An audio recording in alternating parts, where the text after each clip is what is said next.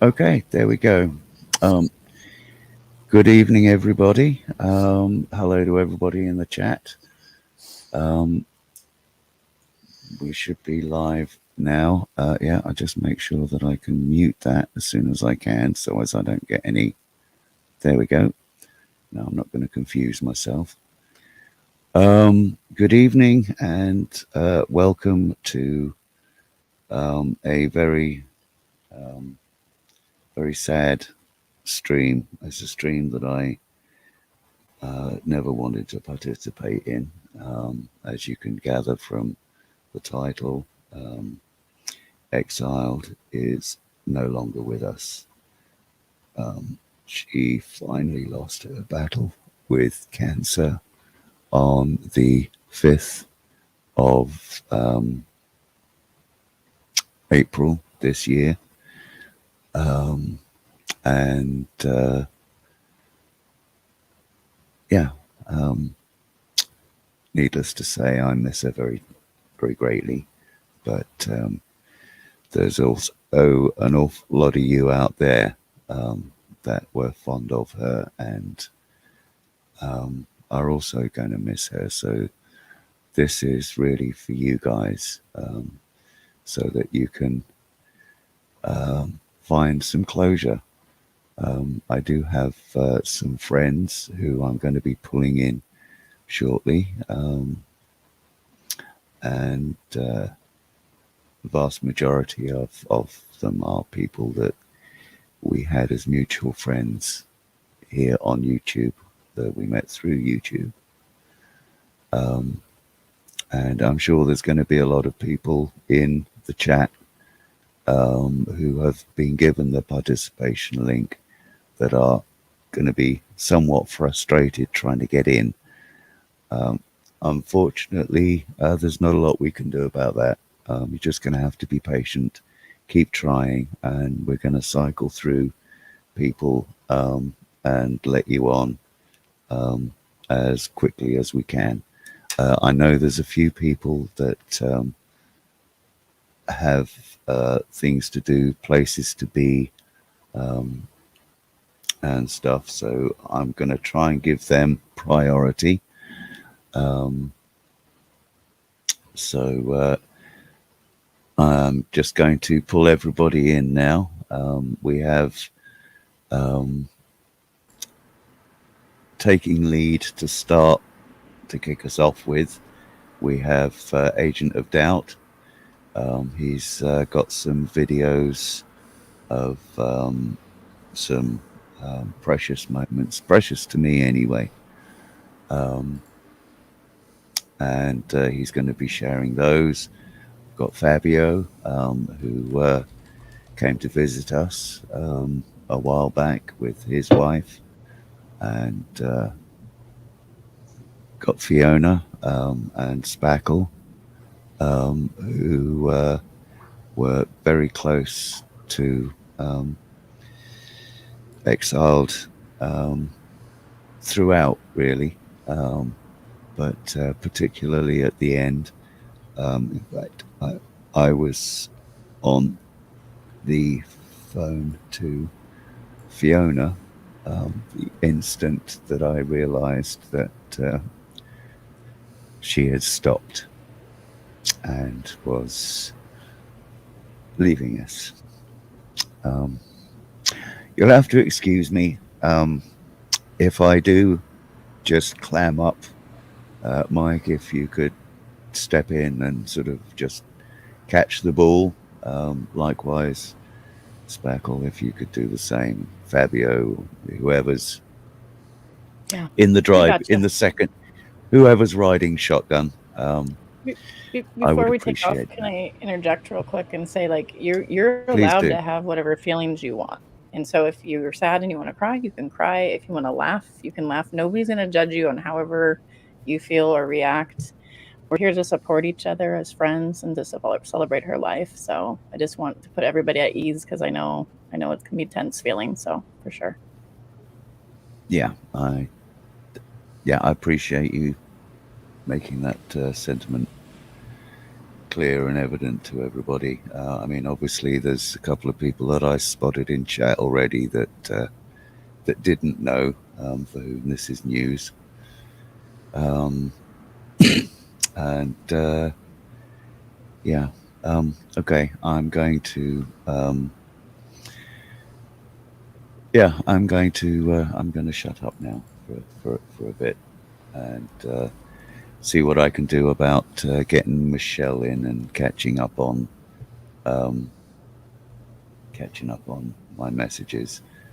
Maybe if we could start with Jackie, because I know she and Kevin just wanted to pop in, and then I think they were saying about watching later on. So yes, Blue, you can have the link at some point. There's people we have to get through, but yes, I'll try and get the link to you at some point. Please be patient. Please be patient, everybody. We've got limited spaces here, and we'll get to everybody as quickly as we can. Mike, I'm yes passing this talking stick to you, my friend. Yeah. Also, yes, Jackie. She was also at our wedding. Jackie and Kevin, I meant to say, but my brain's just call me scatterbrain. Anyway, yes, Mike, talking stick passed. Well, I wanted to start in conversation by just saying that bearing witness to this love for the last decade that was between Brian and Vicky, it was just a testament to how much you can fight to be together. You know, they had to overcome so much about like distance for one, but then all the bureaucracy of having fallen in love with someone in a different country, you know, and having to leave and go back and leave and come back. And so the first clip I have to share was from the airport when Brian had to go back and touch base in the UK and then had to come back because you can't overstay your visa or else you could ruin the whole process of getting married and becoming a citizen of another country. So they had to navigate all of that stuff, and it's really tough. And they were put through a lot of trials, and so I just wanted to play the video, Brian.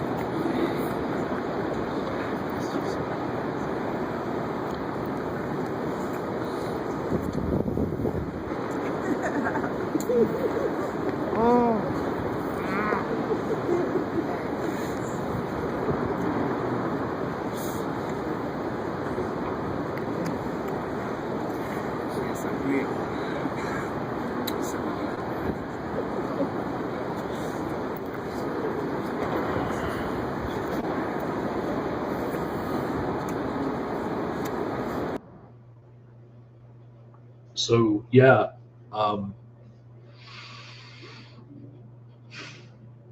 that was the happiest moment I had on video of them, and it was when distance makes the heart grow fonder. That's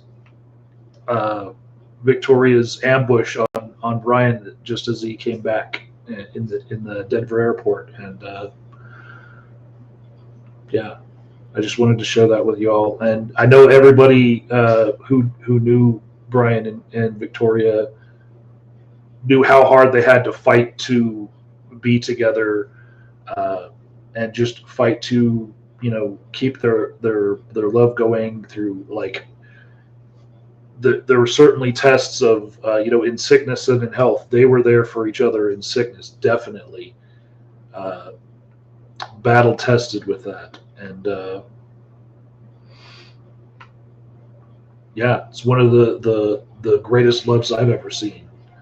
So that moment was the high, but everybody here knows how much they had to go through, and how much Victoria really loved Brian, to go through everything it took to become a UK citizen.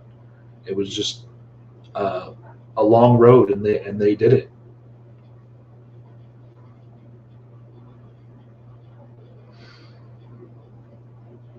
It's a real deal, man, right there. And she's so happy, for sure. Yes.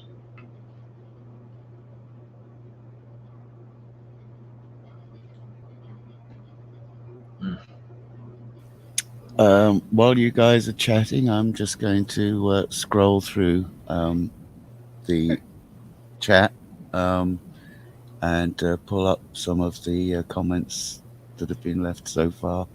I'm not going to pull them all up. That'll take forever. I'm just going to pull out a few. So, Agent of Doubt, how long was that period where they had to be apart? Like, do you remember? I know it was months, and it was both ways. So if you overstay your visa, you ruin the whole process. But Brian can tell us more about that. Yeah. She tried to visit me in at the end of August, beginning of September, in 2014. She got turned around at the border and basically shoved on a plane back home. And that clip that you just showed there, that was taken in April 2015. So September, October, November, December, January, February, March. That's 8 months.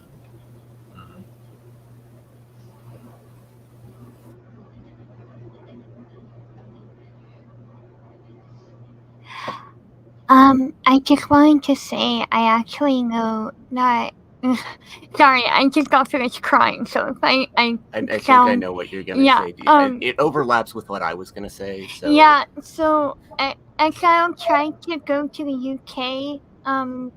Like it was like the first couple days of October, and I know this because while she was having her problems with immigration there, Kevin told me that he liked me, and we started dating October 2nd. It literally overlapped the exact same. I was gonna talk about. I'll give my little, somewhat unprepared ramble. Hi everyone.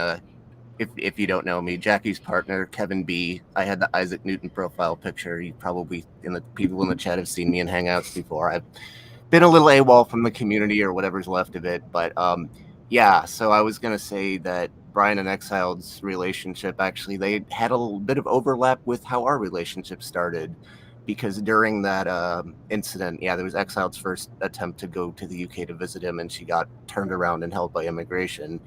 That was early October, end of September, early October 2014. At the time, 13 Heathens was running like kind of a perpetual insomnia shuffle hangout that just kind of stayed open, and people were popping in and out and expressing support and trying to bounce ideas off each other, just help. And so it was September. It was end of September to early October, because on October 2nd, 2014, and this is the day that we kind of declared to be our anniversary, the hangout was empty because everyone was off in a New Covenant group Cult of Honesty hangout, except us. We were in the room alone, and long story short, I told her that I liked her, and a week or two after that, we pretty much decided, we're a couple. And not long after that, Brian and Exiled were actually not just the first people in the community, the first people that we told, period, that we were together. Yeah, so and I just wanted to say, like I'm so happy that Brian and Exile got to experience the same love that Kevin and I have experienced. I just like watching them be so in love with each other and like be able to close the distance, and it's just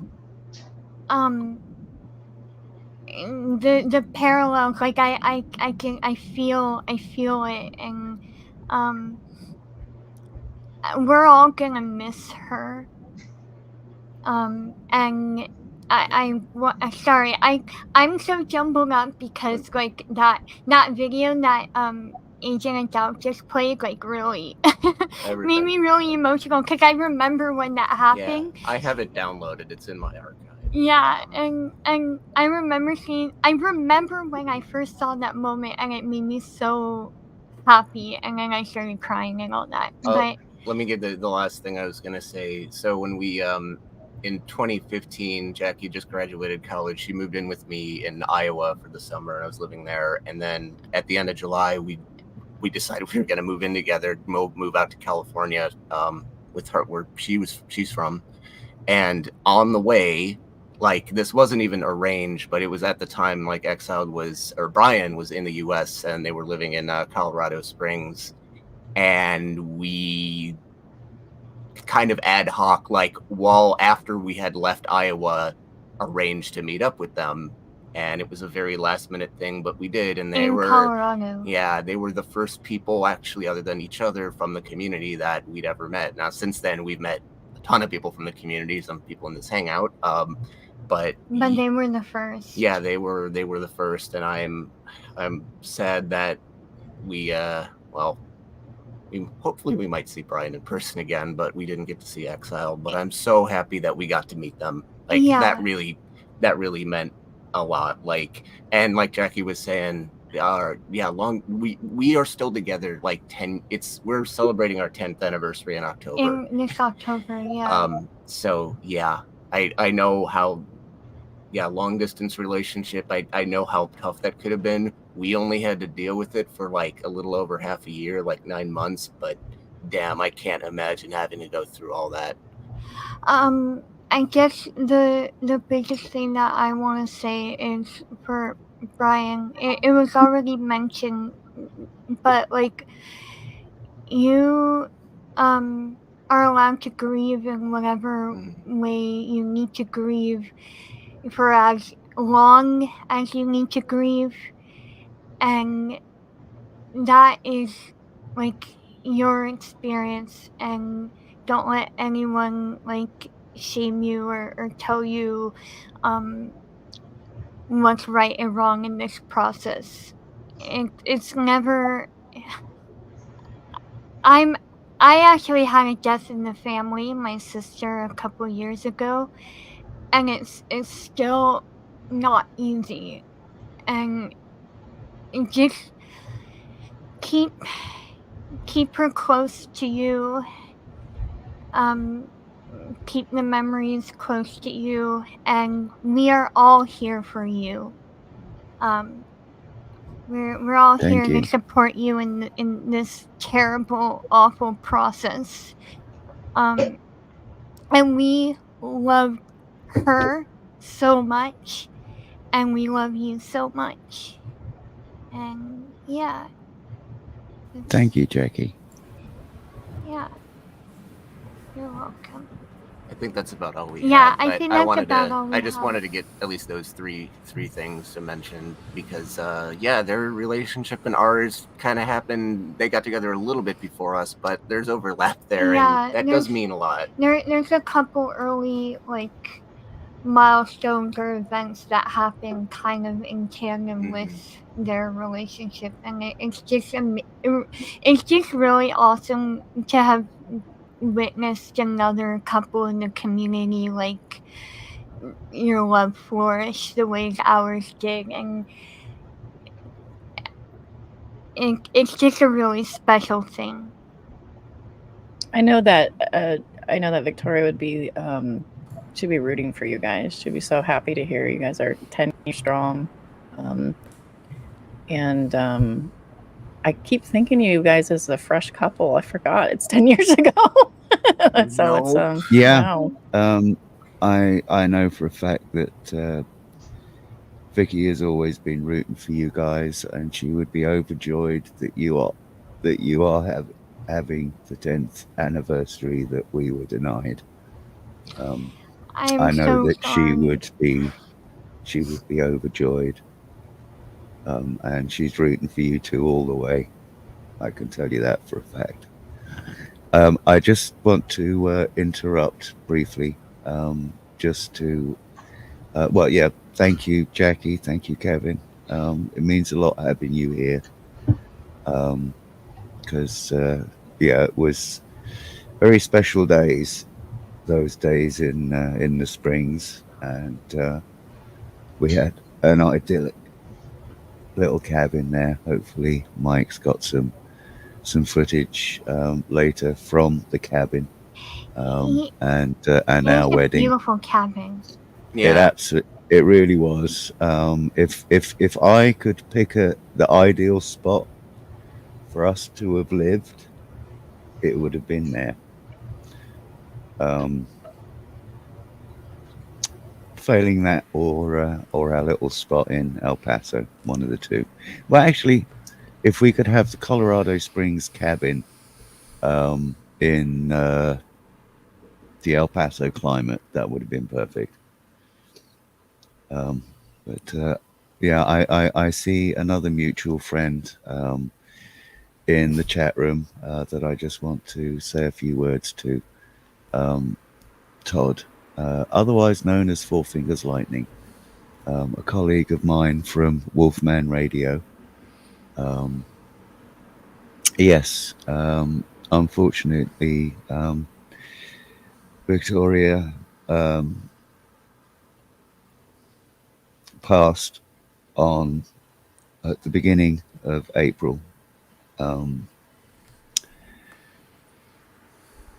It was very quick. The metastases were highly aggressive, and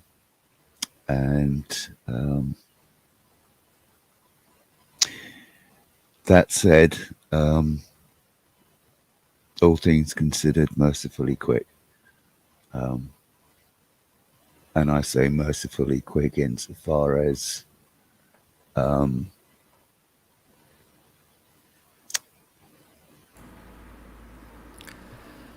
it's okay. Some Brian.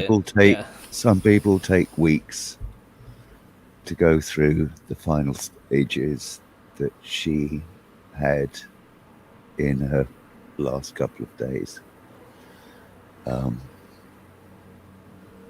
So yes, she's sadly no longer with us.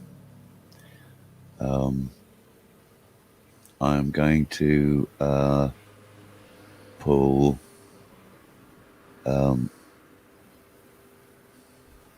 Headless in for a second, now that we've got a free slot. Thank you, Jackie and Kevin, for dropping out momentarily so that we could let somebody else in. Hi, Headless. Hey. And hello, Fiona.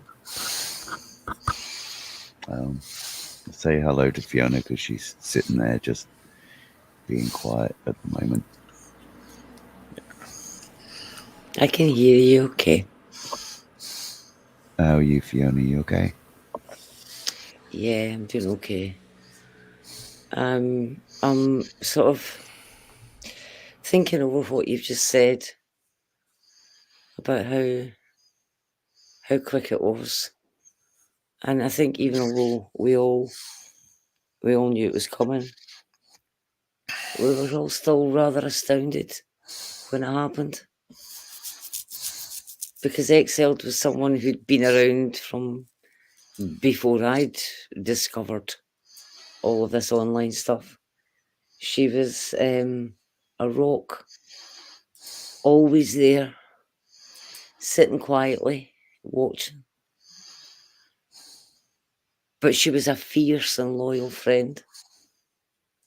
Someone who would go to bat for what was right. She knew her own mind. And when she had your back, or when she was there to support you, you knew that you were in a good place. She was special. And she was my friend. And I'll miss her dreadfully.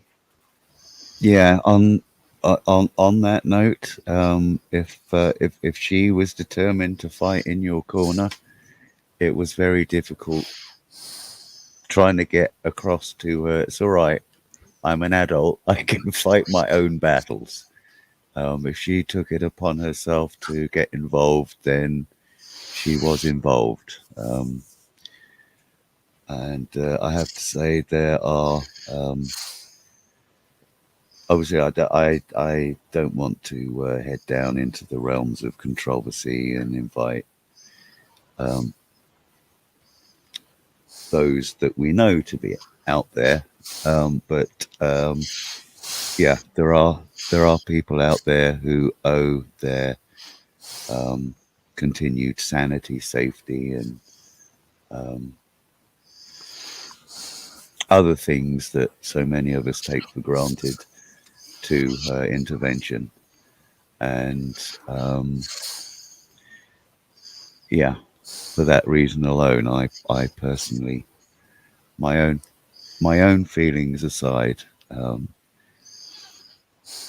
this world is, I think Blue phrased it succinctly earlier, the world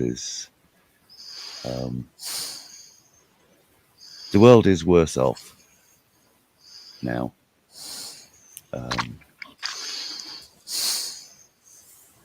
Anyway, yeah.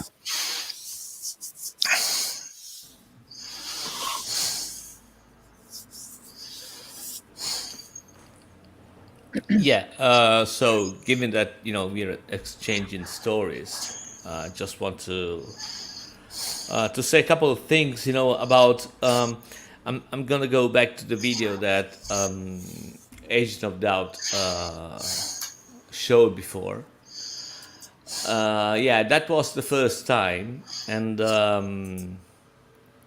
I mean, I won't talk about the relation I had with Brian and Viktoria. This is it's my stuff. It's their stuff. So I don't think it's interesting to anybody. But there were a couple of things which I think might Brian will remember that might be funny to hear. Just exchanging stories. There was. So the first time that she bounced from immigration, she came back. I think it was as somebody said, April 2015, and that was pre-Brexit, by the way. And it's important because at the time, Brian and Viktoria, they were trying to figure out a way to vouch for her to obtain the UK citizenship. Oh, and, yes. What was that route called? It had a name, didn't it? There's something or other route. I can't remember, but I remember. So there were two things. The first one, after she bounced and when she came back, in between, I remember writing to you and to her and offering, because again it was pre-Brexit. I was offering you, okay, you can come stay to my house, because they needed some time in the EU or whatever that would have been facilitate the citizenship. So I said, okay, you can come and stay in my house for 2 or 3 months, it's still EU, so that might help. So that was one option, but it ended up not being that. And the other thing I remembered that you were asking, I mean, I know you asked me, but I think you asked to somebody else, to write like letters to the Visa and Immigration Office in the UK. And by the way, I mean, I found it. I might, want to send you back, the one that I sent, to the UK Visa and Immigration, telling, oh yeah, I know them and blah blah blah, and basically vouching, for the person. And there was a funny part because I sent you the first draft, and then you told me that they wanted something which was countersigned by a lawyer or whatever, which is something that doesn't happen in Italy. So lucky was that one of my wife's sisters, she's a lawyer. So first of all, I had to explain to her what was going on, and then I had to draft her something so that she could sign, and so that was approved by a lawyer or whatever the fuck they wanted, the UK Visa and Immigration at the time, I don't know. But anyway, and that is May the 6th of 2015. So yeah, there was that. The other story that I have, including you and Viktoria, well, actually, there's more than one. But there is one which might seem a little bit silly, but trust me, I still remember how hard it was to fucking order a wedding cake via Skype from Italy in bloody Colorado Springs. Best cake ever. That was fucking insane, and I haven't got any emails because it all happened via Skype. But I found all the logs of the Skype calls, and so because I think it was like at the end of August, the wedding, stuff like that. Am I in the right ballpark, Brian? The wedding was May end 2nd. Of August. Our wedding was May 2nd. May, okay, so that might be. And it was May and August, June, July, and the but in August you had the reception or whatever, right? So that was in August. No, May 2nd. Was it May? If you'd like, there's video of the cake that he paid for in the shared place. You could So okay, about the cake. That while we're talking, and we'll mute the video so he can talk about the cake. Yep. No, about the cake, there is something which I've always because so the other thing is that we came visiting you, and I think it was 2015, 16 or maybe 15, the same year, and you guys. There you go. I think one was chocolate. There were two layers. One was chocolate, the other one strawberry. I can't remember that. It was too much time ago. Yeah, that's exactly right.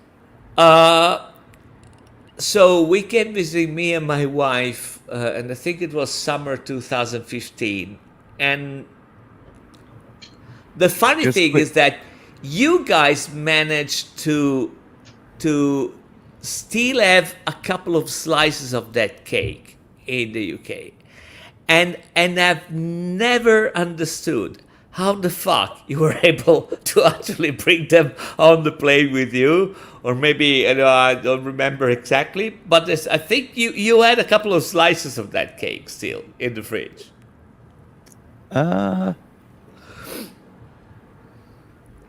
No, I don't remember us taking any of it home with us on the plane. Okay. But what I do remember is that cake was so good that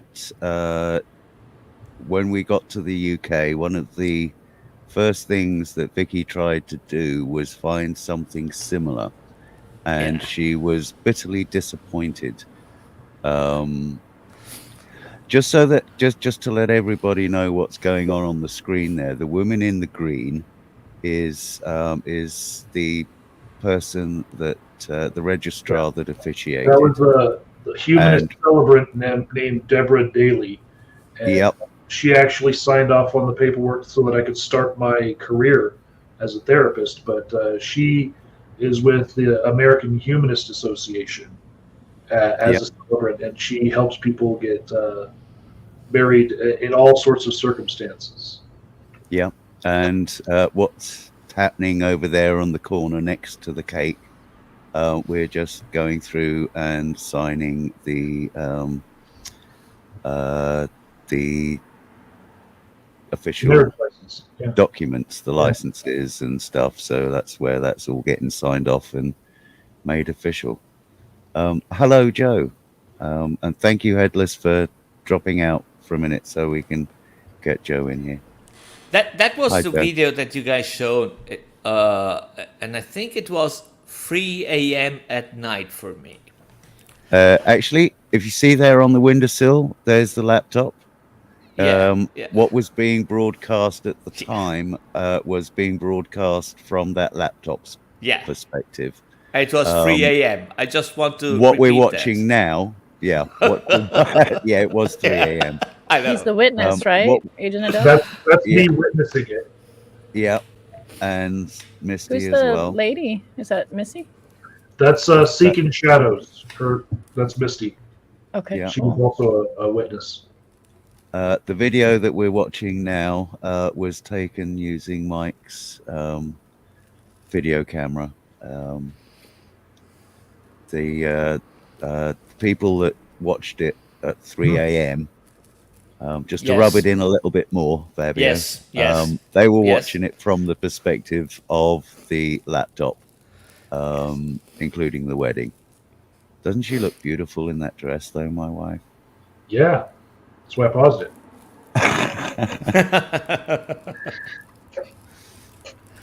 So the time we came to visit you was, of course, after that. And as I said, it was probably summer 2015. And, well, besides some drama at the airport because they couldn't give us the right car or whatever the fuck, So we ended up at your place.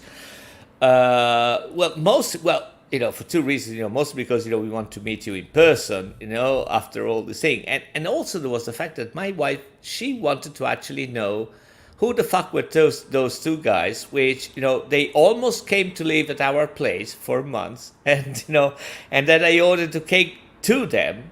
Because I think I woke her up at 3 a.m. So, see, those are the guys, that told you about they're having a wedding. And she said, okay, yeah. And then she went back to sleep. But so she wanted to know who the fuck were these guys. So I think we went, the first evening eating at a local pub that was not far from where you lived, guys, at the time. We slept there. And then I remember that Viktoria made us an English breakfast for the morning. And, yeah. And my wife she'd mastered it by then. Yes. Yeah. And I think it was the same year that we with the car we went to visit up. But anyway, so went to visit some other people. So yeah, that's what I've got about the old UK immigration ordeal and the infamous wedding cake. Yeah, there was. I like it. There was 2 occasions that you actually wrote letters to help us out.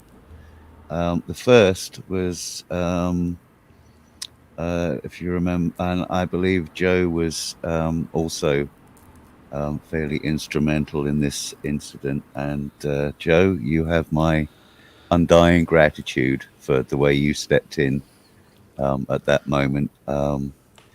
But yes, as we will hear, it didn't quite go as we wanted it to. Yeah, when she was stuck at the border before being tossed back to the US by immigration when she tried to visit in 2014, I can remember you leaping to assist that time, as well as the following year with the affidavit that we needed to try so that I could get back into my country of residence with my chosen spouse. Mm-hmm. So yes, and yeah, it did. It had to be witnessed by a lawyer. Yeah. There's different names for it in different parts of the world. In the US, I believe they call it an apostille. In the UK, we call it an affidavit. And it's got various other names. I don't even pretend to know. The them thing all. is that it took me 3 days to try to convince, my relative lawyer to do that, because when it happens in Italy, if you need, a signature to be authenticated or stuff like that, you don't go to a lawyer, you go to a notary. But apparently it was okay for the UK too. So it took me 2 or 3 days to convince her that everything was hunky-dory, was okay, because she said, no, I can't do that. You need a notary. I said, no, you don't really. I mean, they just need a lawyer. Of course, I didn't tell her just need a lawyer. But, a lawyer is okay. So it was, I was a little bit pushy in that. And I ended up, writing in Italian what she had to sign, and then translate her, and she had to put the sign on whatever the fuck I wrote, which in hindsight I might have wrote way worse, because she was signing something she had no idea. But anyway, so yeah, there was that. It was fun at the time, mostly because after all the especially the old October incident of the previous year, we could really see, something happening in the right direction, So that was quite exciting. And after so many months of being stalled and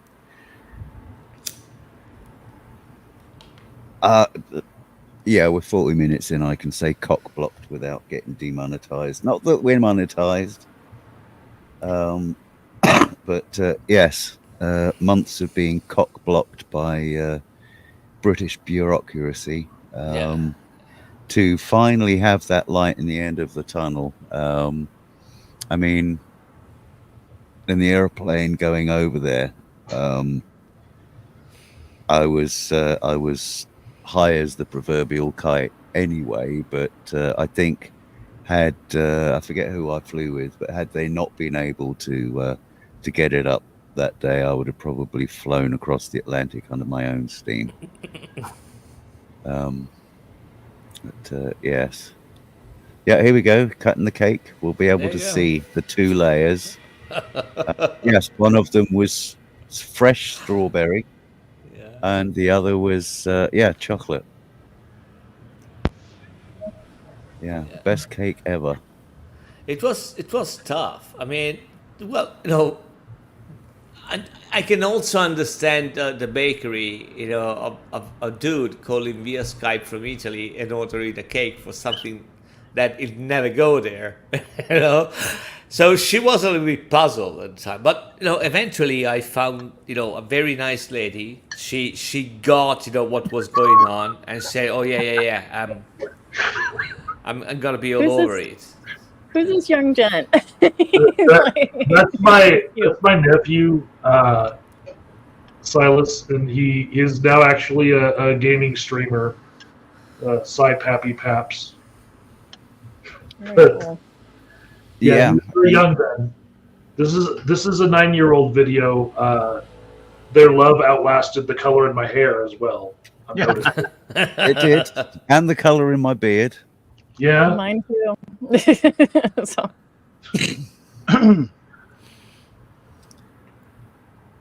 Yeah. Can you guys hear me? Yes. Okay, good. Yes. Yeah, I think before I had the wrong mic set up, and it was I was saying stuff and no one was responding. I'm like, I figured you didn't invite me to ignore me, so I figured I must have something wrong. No. Didn't invite you to ignore you. Yes. Hi, Joe. Hi. It's good to see you all, and remember Viktoria, because she was a wonderful person. She was one of the earlier people I encountered on YouTube when I first showed up, and I learned a lot from her. And there was many times where we ended up just having like a phone conversation, just talking about stuff. And I miss her. And you know, it's hard to try to, you know, put like, you know, probably a decade of you know, when knowing somebody, you know, distill it down into a few sentences. So I won't try. But yeah, you know, like you were talking about the immigration stuff. I was just glad to be able to play a part and help, because I knew you guys were totally mad for each other, and you know, anything I could do to help that along, you know, was a privilege. You know, and it's interesting to see that, you know, there was a country besides the U.S. that had, you know, a bureaucracy that was beyond comprehension. And let's also just acknowledge that this was before Brexit. Mm. Post Brexit, yeah, it's only got worse. I mean, we've got politicians trying to get elected now, this year, in fact, on net zero immigration policies. And let's also acknowledge one other aspect. I didn't want this stream to get political, but unfortunately it's unavoidable sometimes. But yeah, it's always that they profess that they are trying to cut down and prevent illegal immigration. But the people that always suffer, the people that get effectively clamped down, are those trying to go a legal route, because it's always them that have additional hurdles and obstacles put in the way. But and it just goes to show that the real thing isn't a matter of keeping out, you know, quote unquote illegal. It's about keeping out anybody. Yeah, you know? Keeping anybody out, because that is the effect that it has. Yeah. The Brexit Club was actually a strong contingent, like, group in the Great Debate. So when Brexit started happening, there was a solid maybe 8, what I nicknamed the Brexit Club, and they were just very xenophobic would be the word. That would be the word, but they didn't see themselves that way. And there's always these unaffected, there's always these unplanned effects when people handle immigration incorrectly like that. And this is just a great example of how much of a struggle this shouldn't have been, and it was. So for sure. Yeah. This actually reminded me of something. I don't know if Suj is still in the live chat, but if he is, he put out a video. It was after xxxild had done her final immigration test, whatever it is she had to do, passed with flying colours, and he put up this video of this little dog trotting in a very, very happy manner. And he just captioned it, xxxild coming home from the Home Office or whatever it was, and this little dog bouncing along, quite the thing. It was gorgeous. It was hilarious. And I always think of that video when I think of her, just because of how bouncy this little dog was.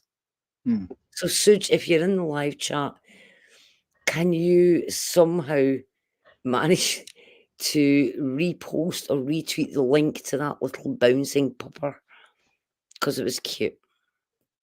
Oh, speaking of people traveling to other countries, Brian, I'm gonna be in London only for about a day, because our trip is really for Scotland, but we'll be on the way out and the way back, we're gonna have some time. So actually, that's technically two different days.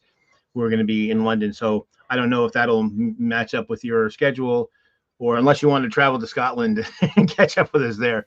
But yeah, either way, London or Scotland, it's quite a major trek for me these days. Gotcha. Because had we still been living in Sussex, then yeah, I could have. I mean, London's only 45 minutes away. Right. Where you at now? I'm in Somerset now, so we're looking at a 3-hour drive minimum. Yeah, I got you. And that's just getting to London. I'd then have to find you in London, and that would take me at least an hour. Right. So, Fiona, where are you at? I'm in Scotland. Well, I knew that, but I mean, where in Scotland? I'm in the central Scotland. I'm in the central belt, somewhere between Glasgow and Edinburgh. Okay, well, we're going to be passing through there during our trip, so I don't know if you'll have time, but it'd be cool to meet in person if you have the time and inclination. We're basically going to go to Edinburgh and then do a ring. We're going to basically follow the coast up to Inverness and then come back down and go to Glasgow and just kind of do a big circuit. Yeah, you'll enjoy the West Coast bit the best because that's amazing. When is your trip? It's September. September. So it's like the last couple of weeks of September. It's maybe possible. I don't know. We're still self-isolating, so we're having to be really careful at the moment. My husband's been ill, but if we're able to, cool. Then that would be good. Hopefully, be able to. We're part of the trip. We're actually my wife was able to trace ancestry to Aberdeen. Her one of her great grandfathers was from Aberdeen, and I actually traced one of my ancestors. What we thought was Irish turns out she's Scottish, and traced her to Inverness and I forget. Somewhere in Perthshire. Oh, that's actually quite interesting. That. Yeah. So it's pretty cool. Do you know who else's ancestors, it turned out, came from Scotland? Who's that? Nate the lawyer. Really? Yep. Nate. Funny. That's amazing. Yeah. Nate has actually expressed a wish to hop on later. I haven't seen him in the chat yet, but at some point he will be wanting to jump in and say hi, which is unusual. I understand Nate isn't particularly forthcoming in his appearances these days, so we'll be very pleased to have him on. I know Vicky was very fond of Nate and his efforts in the community. And I've also got former boyfriend JT sitting in the backstage at the moment, who I'd like to get in at some point. Well, I can drop because I've cooked dinner and I'm very eager to eat the chili I've made. I can't say as I blame you for that, Joe. But it's just letting it cool up a little bit because it's actually the pot's still boiling, but I always take an early shot of it just to kind of see if it needs any seasoning adjustments. But I'm just glad I was just able to get in and say hi to everybody, and just love to you and love to Vicky always, and to everybody else here. Love Mike and Fiona and Spackle and Fab. Hopefully, Fab, you come and visit us on the East Coast again. This time I'll try to be around if Maddie lets me know that you're coming. And but yeah, it's always good to see you guys. But take care. Thank you, Joe. It's a pleasure to see you, brother. Okay, JT. There for a second there. Sorry, Mike. I had it paused on a good kiss between you for a second there. Next video. Oh, it's gone. Yeah, I took that down and threw up the video that would show people the view of the wedding. Yeah. They didn't see because they were live streaming it from that laptop, but it's more behind the scenes of that. But they could see the backyard and the Cheyenne Mountain looking over it. Yep. You know? Yep. Cheyenne Mountain, for those that that may or may not know, was the set for what was the show again? Oh yes, Stargate SG-1. Yeah. You loved that.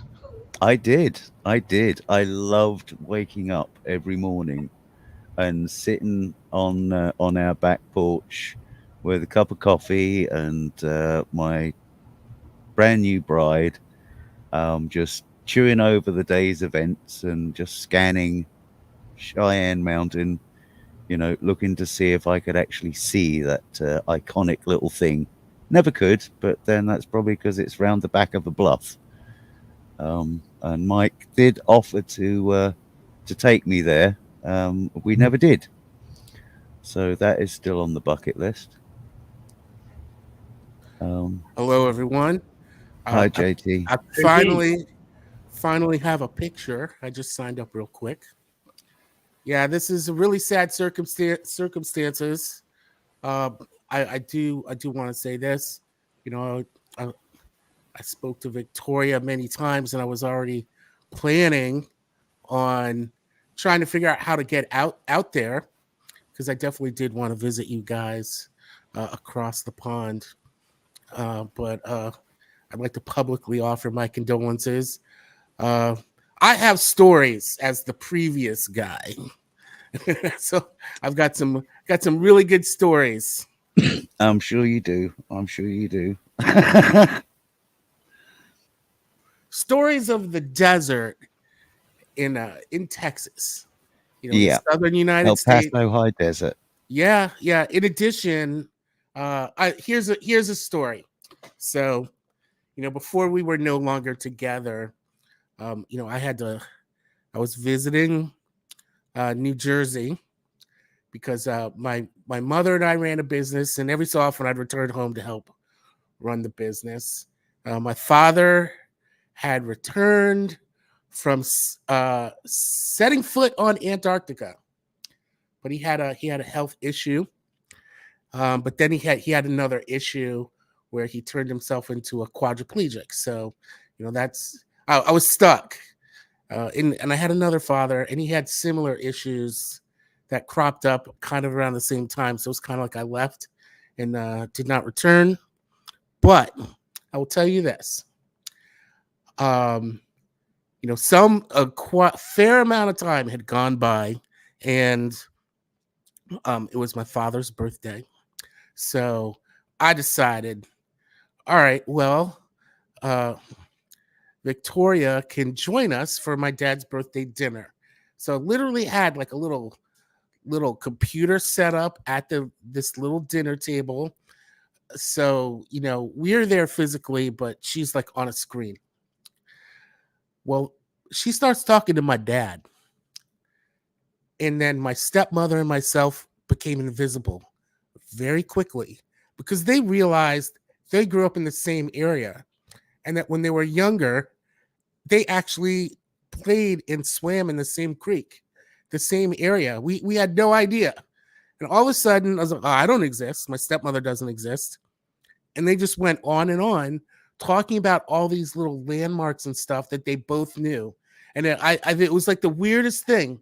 It was like very much the weirdest thing that there'd be such a close connection with my family, my father, considering how I met her, which was on YouTube of all places. So I have a little follow on from that.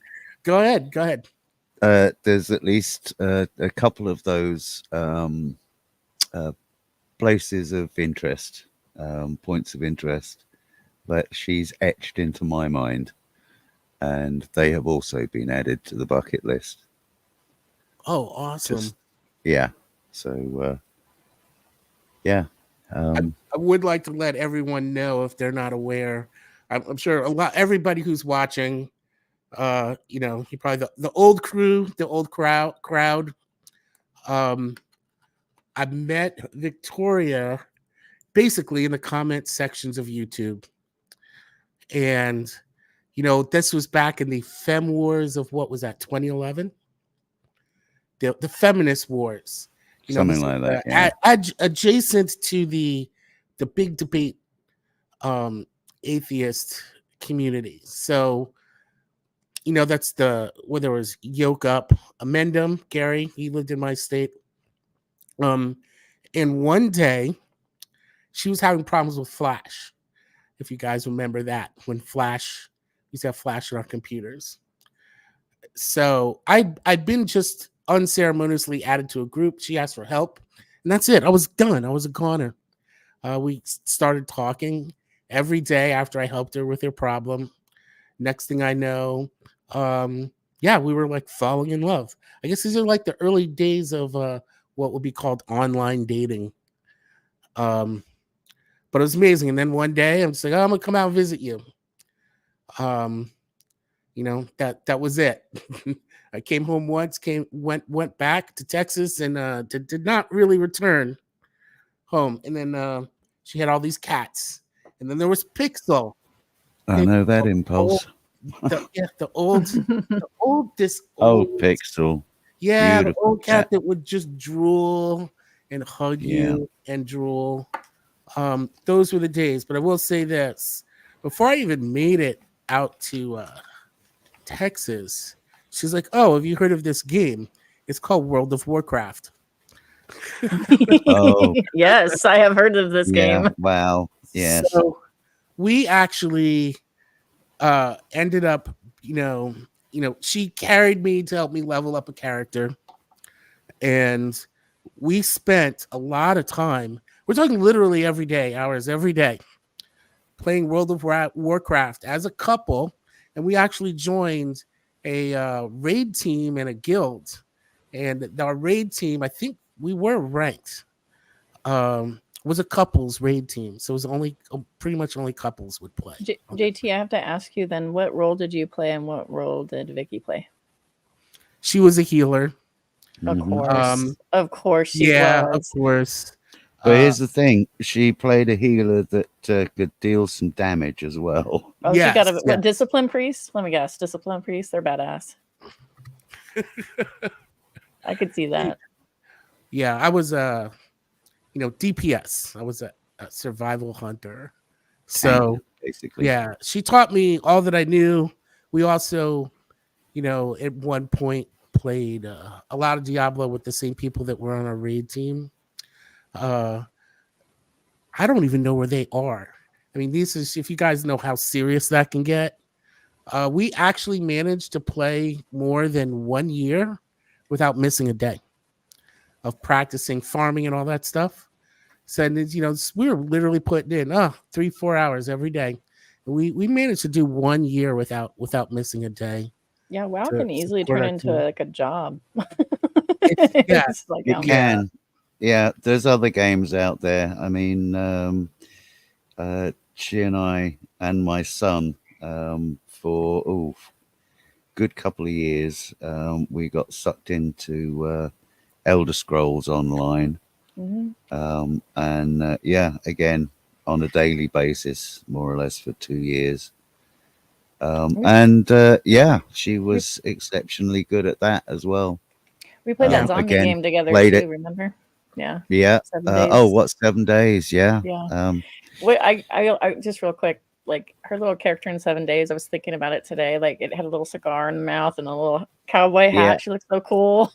Yeah. Yeah. Mine's like this random construction hat, whatever I found. She's got a whole outfit. Yeah.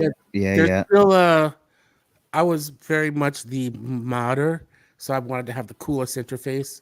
But there are videos. I'll see if I can dig them up of her playing, me playing. There are a ton of videos on her channel, on this channel that we are streaming. Are you on this one? Okay. There's also Damage Report. There's that channel. Yeah. We had a channel for the raid team. There's another channel. Actually, I'm glad I have you right now. She ran that channel. So I don't know if you still have access to it, but I can give you a link. I'll give you a link later. No, she ran the raid team channel for our raid team and guild. Yeah, that I don't have. I can dig it up later. Yeah, things like Damage Report and Lulu Teapot. But those I've got. I will tell you this. She really added so much to my life. It is amazing, it really was. The people she introduced me to, they're not all here with us now. like Beach. Oh She yeah, introduced me to Beach. Beach. I love that guy. I love that guy. You know. Yeah, he's still missed. Yeah, there was Bob. Jade. There was Bob Chaos, who was a Oh, friend Bob and then not a Chaos. friend because he was in love with her too, and then he was no longer my friend. And Yeah. I know, Brian, you and I were frenemies for a while. We would argue. There was the whole Josh thing. Oh, that. Josh Yeah, but that. Ash is the Yeah, but reason. then here's the thing with that deal. Vicky and I started on different sides of that. But that's a whole thing that I don't really want to go into.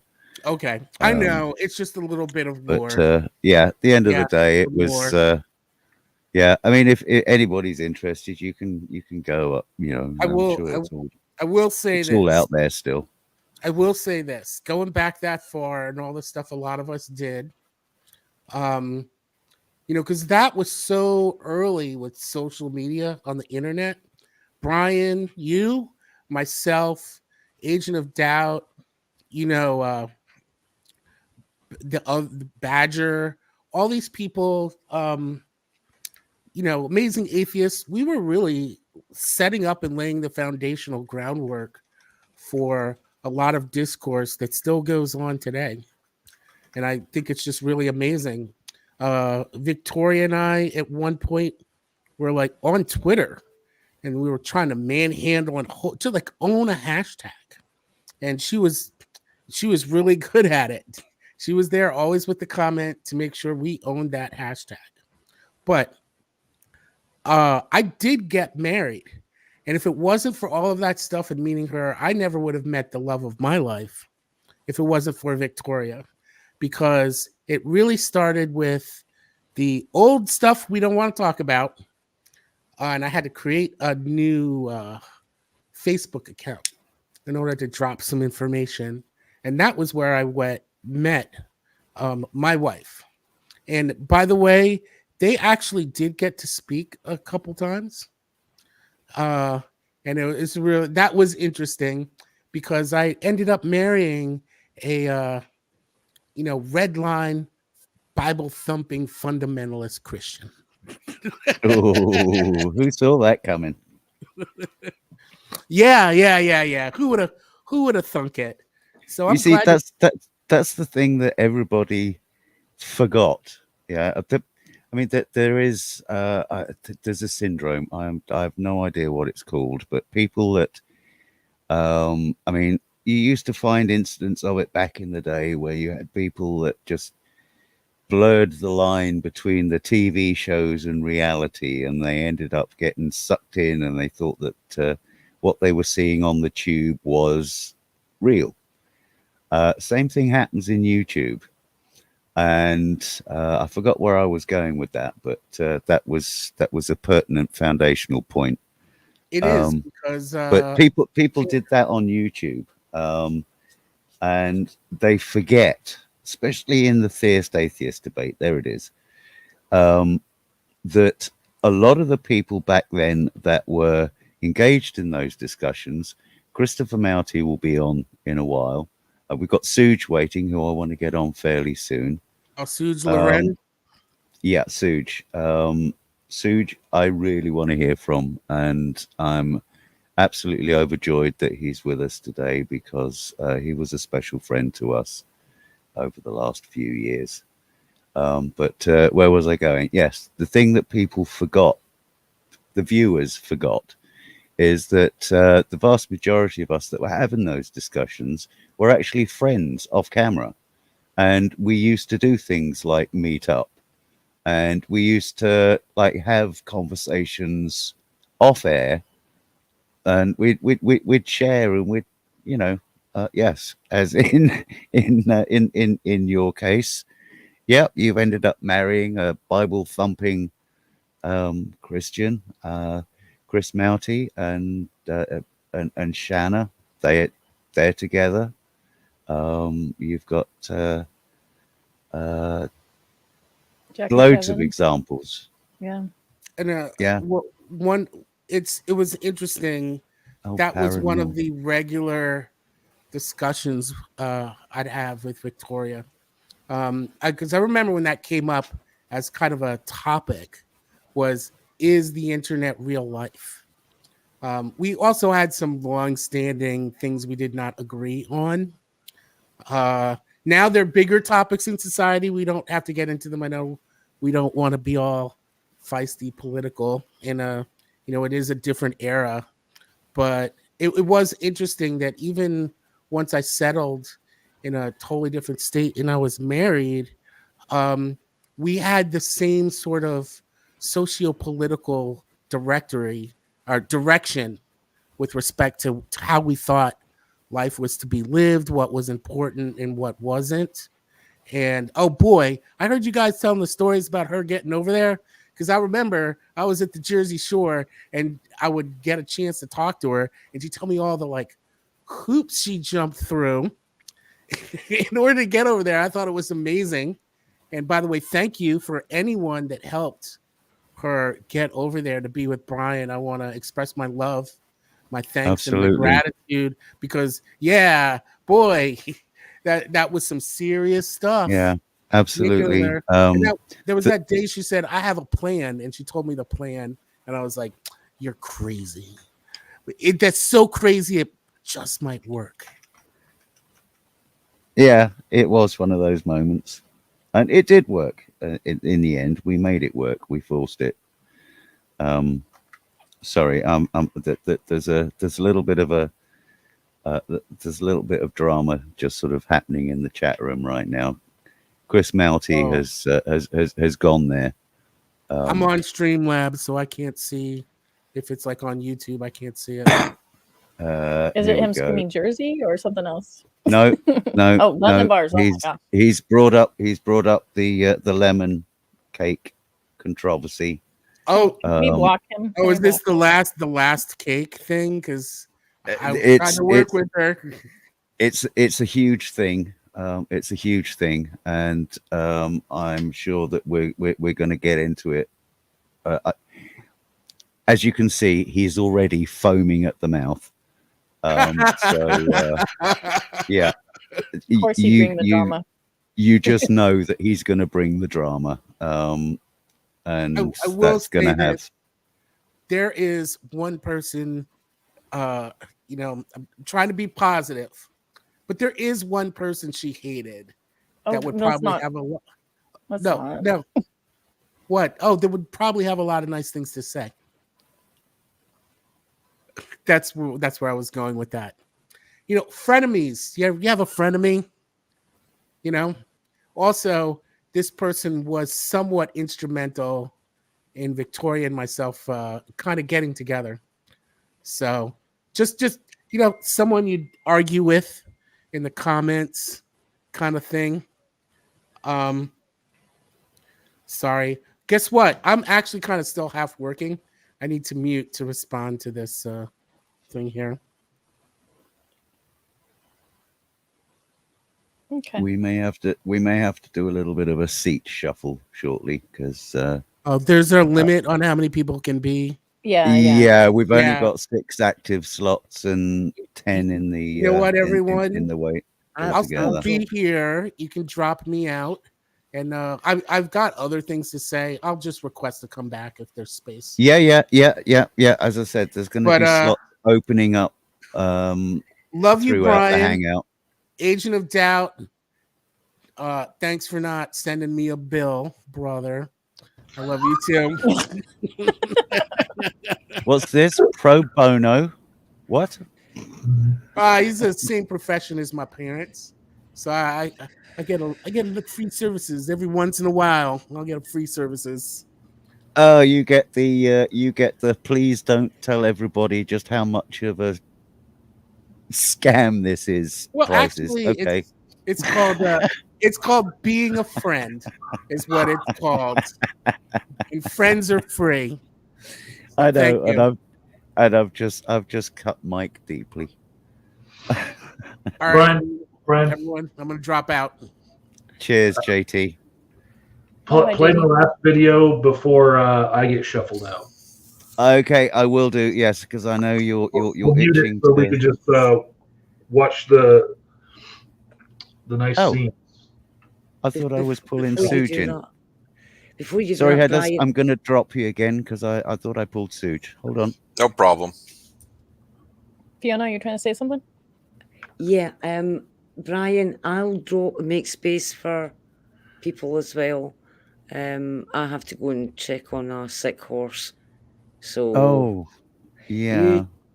Is there anything you wanted to share before you bounced, or? I don't know if I've got the words, to be honest. Brian, love you loads. We'll all miss her. None of us will miss her the way you will. You hang in there, sweetheart. Good night. Thank you, honey. And you give sick horse a nice nose rub from us. I never knew how fragile horses were until my friendship with Fiona, and I was like, how do they stay alive? But whatever we've done to domesticate horses, they're just a lot of work. But yeah, she just loves them. Yeah, but they are worth it. They are. I don't have copious experience with horses, but the brief exposure I did have with them, courtesy of an ex-girlfriend. I was running with them, right? Apparently I had a natural talent for it, but that should not come as a surprise to anybody, and it wouldn't come as a surprise to Vicky. One of her nicknames for me was Nature Boy. Reason being is because I literally charmed the squirrels out of the trees in Colorado Springs in our back garden. There was a feral cat out front that decided to have a litter of kittens while we were there, and I managed to charm them as well. So anyway, hello Simos, hello Suge. Hi Brian. Very warm welcome to Suge.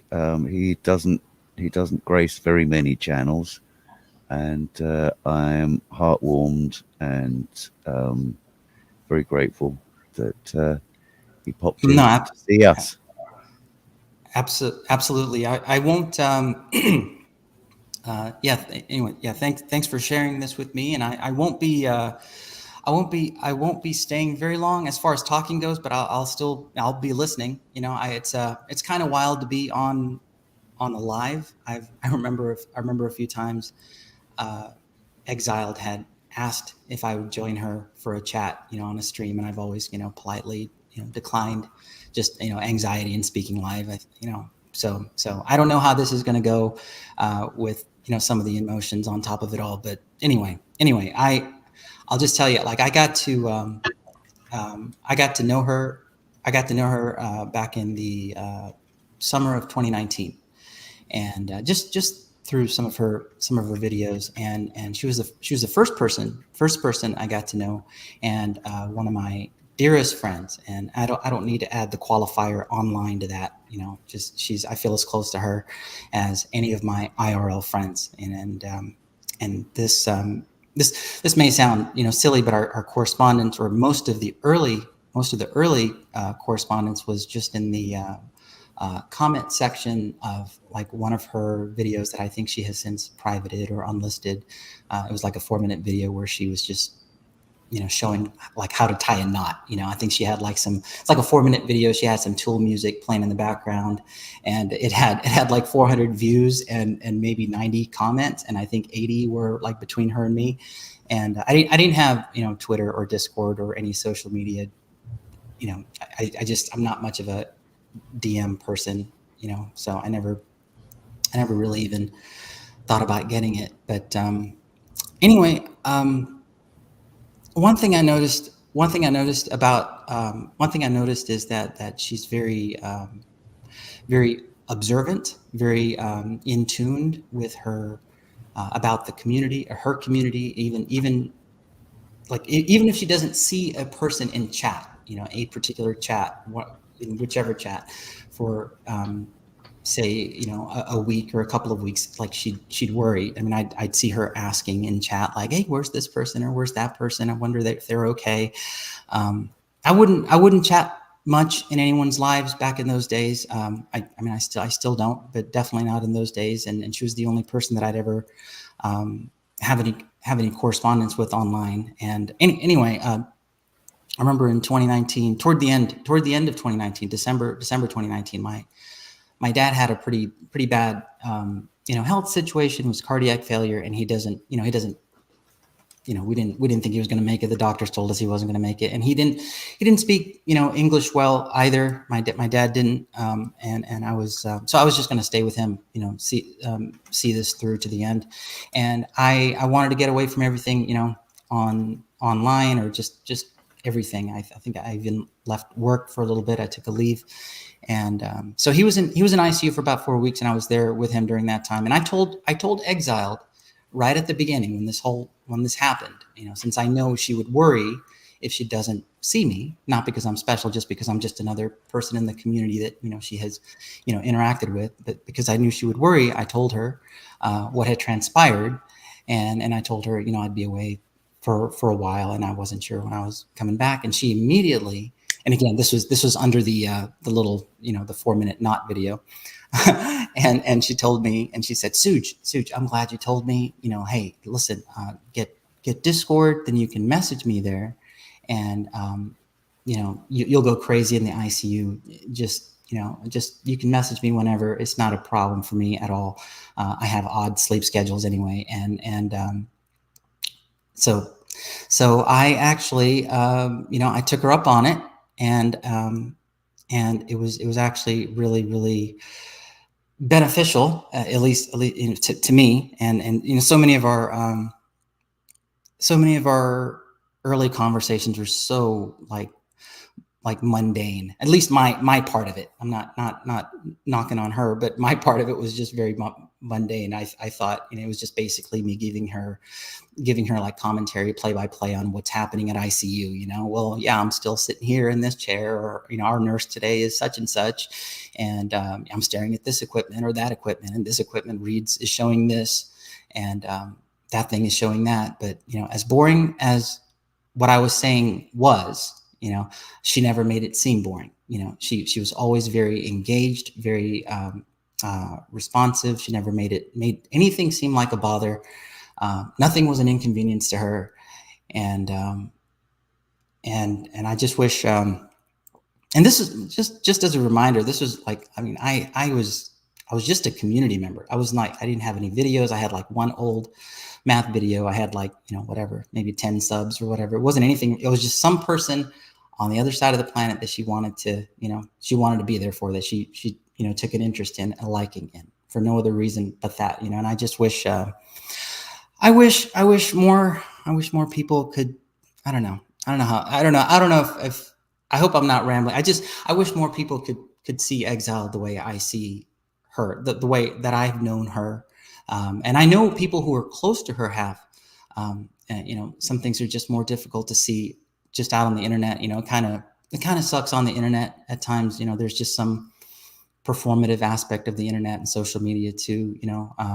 It can breed some contentious interactions, and the average person just seems to be like, I don't know, it's just maybe my perception, but the average person seems to be like fighting for something, or arguing for something, or fighting against something. But there's just a softness to her, and a warmth to her, that I think her close friends and family obviously know, but I think it's difficult to capture on the internet just from words on a screen, not just in our local corner of the internet, but the internet in general. And I think it's just kind of the nature of the beast. But rather, like I always think, like, rather than what you're arguing for or what you're arguing against, like or how well you land a quip or this or that, like, who are you? And of course, there's some overlap in that, in who you are, or in what you're advocating for, or what you're combating against, and who you are. But to me, who you are is not something to be told, or can be properly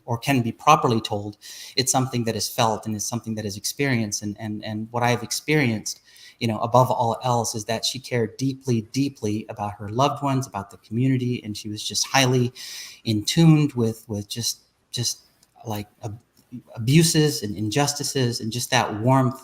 Yes, there was that snark, and she can be feisty, but there's a warmth to her. There's that softness and a warmth to her that I just wanted to at least express that. One more thing. This just landed. I'll just share this one more thing. In December, late December of 2023, like her cancer had already progressed to her brain by this time. So anyway,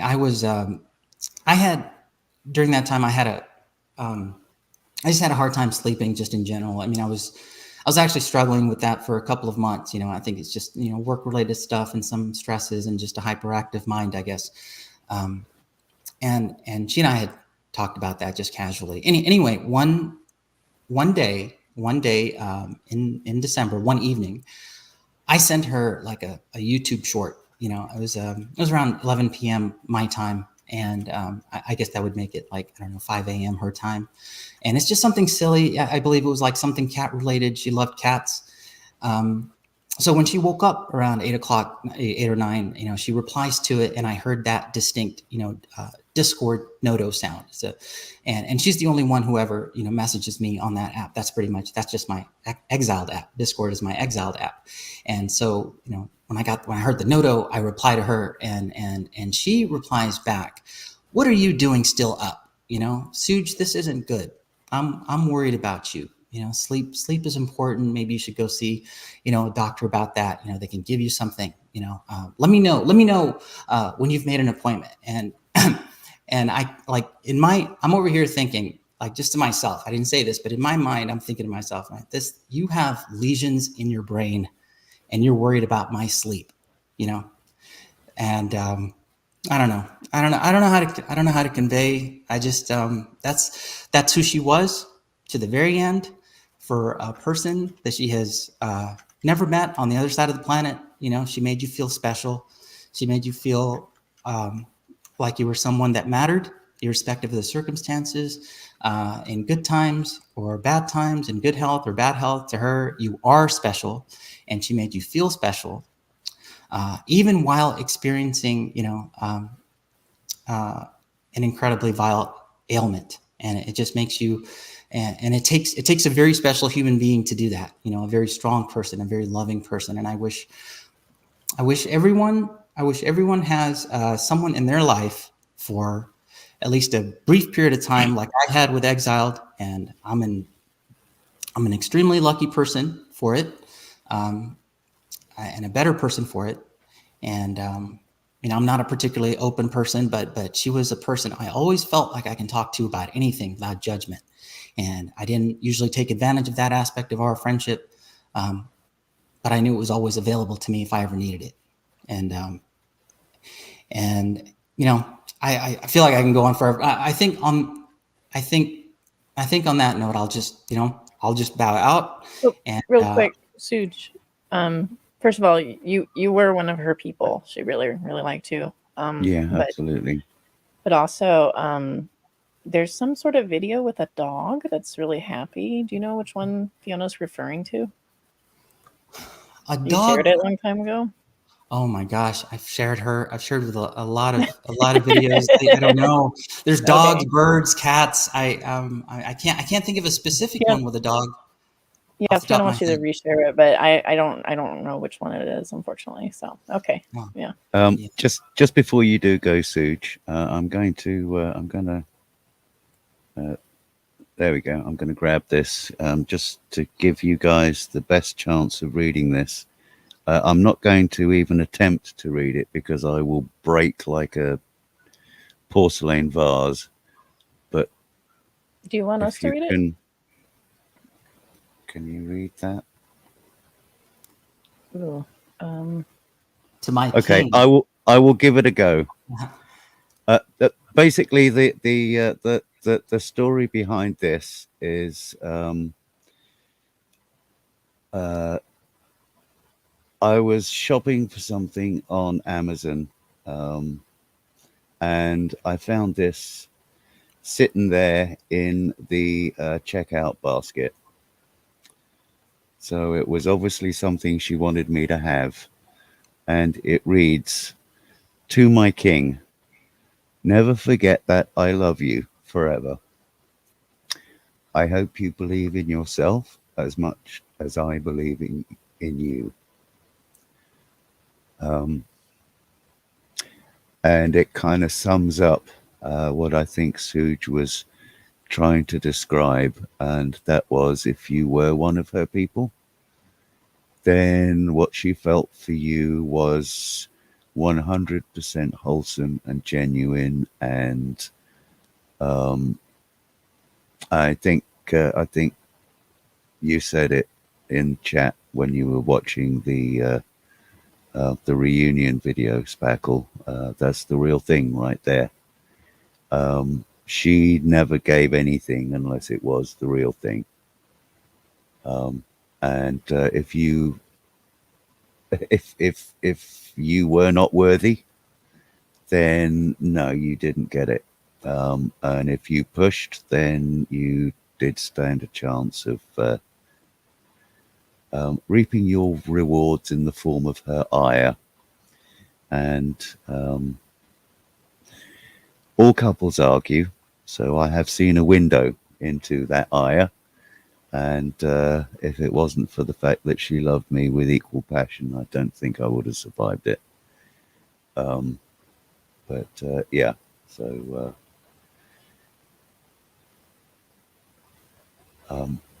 thank you for wonderful. Yeah. Thank you for coming, Such. Absolutely. Love you, Brian Spackle. I'll love you too. Okay, I'm gonna leave the studio, but I'm still around. I'm listening. All right. Okay. Thank you. I'm trying to find the right. There it is. That's the one. Okay, here we are. There had to be somebody who was going to bring drama. Oh, I see. You've lost your all caps, have you? I don't know what you're talking about. This is the point that I've calmly been making all night. And this is where you don't want me to actually show the screen cap of that in all caps, isn't it? I don't know what you're talking about. I'm just saying it's well, in weird that case, I would just that was keep a this screen heartwarming capture story for that you myself. told, Brian. I don't know why your new name is what it is. It's weird. Gremlins. That's all I can say. Gremlins. Well, on a serious note, Shan is behind me, and she wants to make sure that I say to everyone that we send our love. We send our love particularly to you. We hope that we can say, she's on the couch. She's like, yeah, right after I said that. I hope that you're getting all the love and support that you deserve, which is a ton. My first experience with, not my first experience, one of my first experiences with xxxild was getting yelled at by her, which is awesome. Yeah, didn't we all? Yeah, I think it was, I don't remember what the exact situation was, but like I had a hangout about policing our own, that's what it was, with Ozzy and Capricious Black Box. Was that his name? Oh, Capricious Fabio? Black Box, yes. So we were having a conversation, Yeah. and friggin' Skeptic Fence was in the side chat, just needling me. And then after the hang ended, I got back live, and I was like, "Come on my show, Skeptic Fence." What the fuck did I used to call him? I don't remember anymore. It's been so long. But anywho, she got into my DMs right quick and was just like, "Listen, what the fuck are you doing? You just got done with a show with Ozzy about, policing your own and being calm and this, that, and the other." She's like, "Reel it in, brother." So that's how she was with everybody. She was there. See, at first I thought she was just like another person in the circles. And then because of that, she was another person in the circles who actually gives a shit to reach out to me and talk. And then the more I got to know her, it was like she is an OG. Like she is swimming in waters in the internet that I don't even know existed. That's right, Kevin. Lemon bars. You don't even know about the lemon bars. What are you talking about? You still know me as Pineapple Pizza Guy. Anyway, don't get me distracted. So yeah, she was pineapple pizza is good. You better stop it. You better stop. I'm trying to be serious and genuine and sentimental. You guys. Here we go. This will help your ambience, Chris. Oh no. There you go. It says you probably got your wrong glasses on. It says my favorite bassist. Oh, so I thought we were talking about the fish. He doesn't know that you play 6 strings now, though. So 7 now. 7. Okay, yeah, that's more like a guitar. I just got to All say, it takes is 4. All it takes is 4, folks. That's just greedy, Chris. You're practically playing 2 guitars there. Well, if you talk to my son, he wants me to admit that I'm playing guitar, and I tell him I am. I'm playing a bass guitar. And, every time I say that, Shanna laughs. She's like, "You're a dick." At least it's a proper number. Proper number of strings. At least it's a proper number of strings. 7's a prime number, isn't it? It's the God number. Yeah, I mean, you must be a God-tier bass player if you play 7 I'll have to get 3 of them so that it's 777, right? The bass is a God mode. God mode bass. Yeah. God-tier bassist. That's the way the name of the bass style is Zeus. It is a Zeus modeled bass. There you go. So, can I just say a couple of things quickly, because I've been here for a little while. I just want to say about Exiled. 2 things. Firstly, after I had a difficult time in 2016, when I finally came back around, 2017, she was quick to pick up that I'd been missing and say some words of encouragement and welcome that got me to stay around a little bit. So there was that as well. Very few people actually noticed that I'd even gone. But anyway, there was that. Oh, we noticed. Well, okay, yeah, fair enough. I definitely she noticed. was there anyway. Well, yes. All right, I know. I'm wrong. We didn't want to say anything just in case you came back. That's exactly. Yeah, absolutely. Well, it was with a few people's encouragement that I decided to stick around again, and despite the level of sarcasm thrown at me, maybe because of it, I don't know. But also, on a more serious note, I found Exiled to be extremely intelligent with picking up the ideas that were going around the community. She was always quick to understand, quick to put time in to understand as well, I guess. And, and explain and take time to explain to those that didn't know the new ideas that were going around and the new arguments, and to try and help people. So that shows generosity of spirit. On a more personal note, she laughed at my jokes, even the bad ones, and that's, and I have a lot. That's dedication. Will tell you. Man, you're being too self-deprecating before I can hit the unmute button. Yeah. Nobody's perfect. Nobody's perfect. Not even Viktoria. I'm sorry about that, but nobody's perfect. Well, she managed to give that impression. She managed to give that impression to me. She laughed at even my bad jokes, and that was she was witty with it as well when she came back with retorts. So I very much enjoyed the back part of the personality, and she'll be greatly missed by me as well as many others. So I just wanted to say that as a little tribute to those that do follow these things.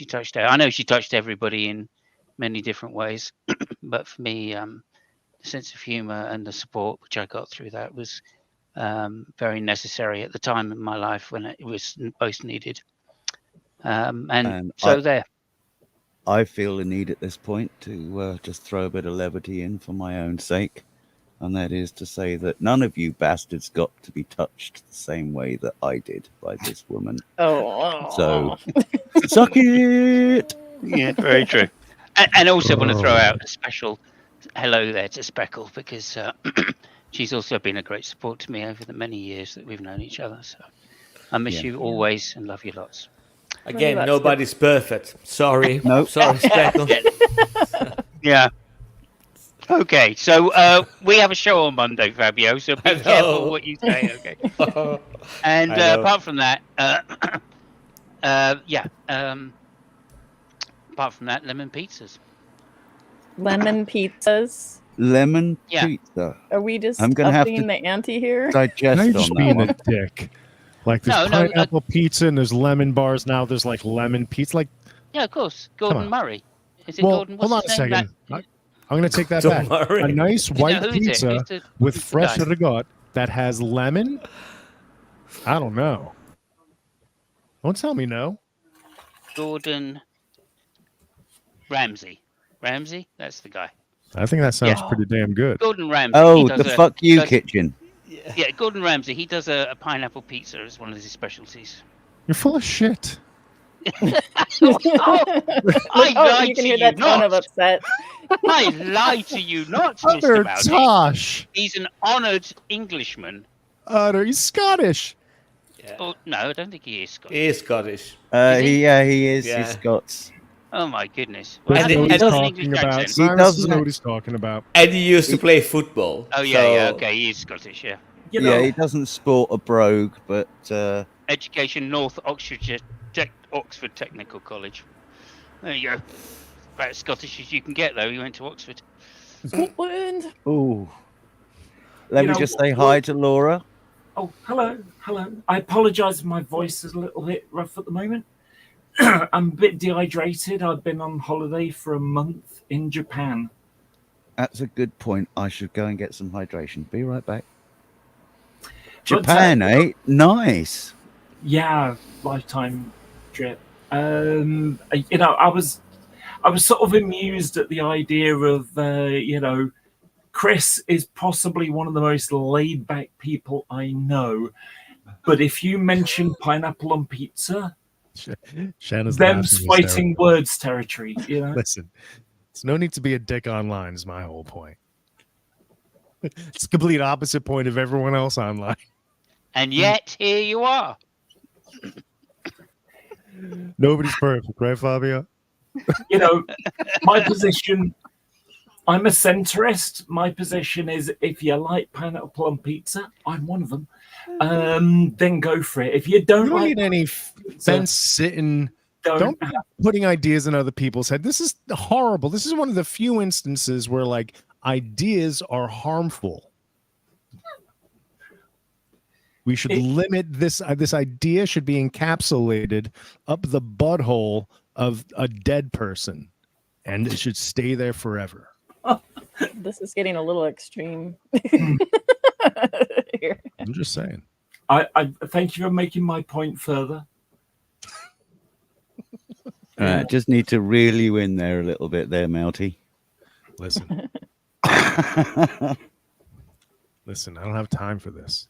There is acceptance in the chat room for the principle of putting fruit on bread products. So we'll just agree. Danishes are delicious. Look, if you're going to push it, I'm going to break out the lemon drizzle cake. Look. Drizzle, drizzle. Drizzle, drizzle. You can't spell either defensive or offensive without fensive. So well, if you're taking me out, you better be paying, drizzle, drizzle. You want the drizzle? I'm getting it. Drizzle, drizzle. Where the fuck did you get that from, Simus? What are you watching? Eminem. Eminem's latest album has got quite a few throwbacks. Jan is in love with the Eminem's new album. Love it, she says. Oh, gosh. There you go. Before we leave the train station, I do want to share some things at some point. So just before we get into Eminem. Yes. Speaking of sharing, ages ago, Mike shared something. There we go. You can hear us okay? Tonight. There we go. This is the wedding for those that missed it 9 years ago. I'm just going to put this on in the background while you chat. Okay. So, I was there. I watched it. Did you want me to say go or not go? I don't know. Whoever it was that I interrupted. Okay, so first of all, I want to say you look very dashing there, almost like a prince or something, maybe a pirate. We're not sure with your shirt. It's really cute. I'll go with pirate.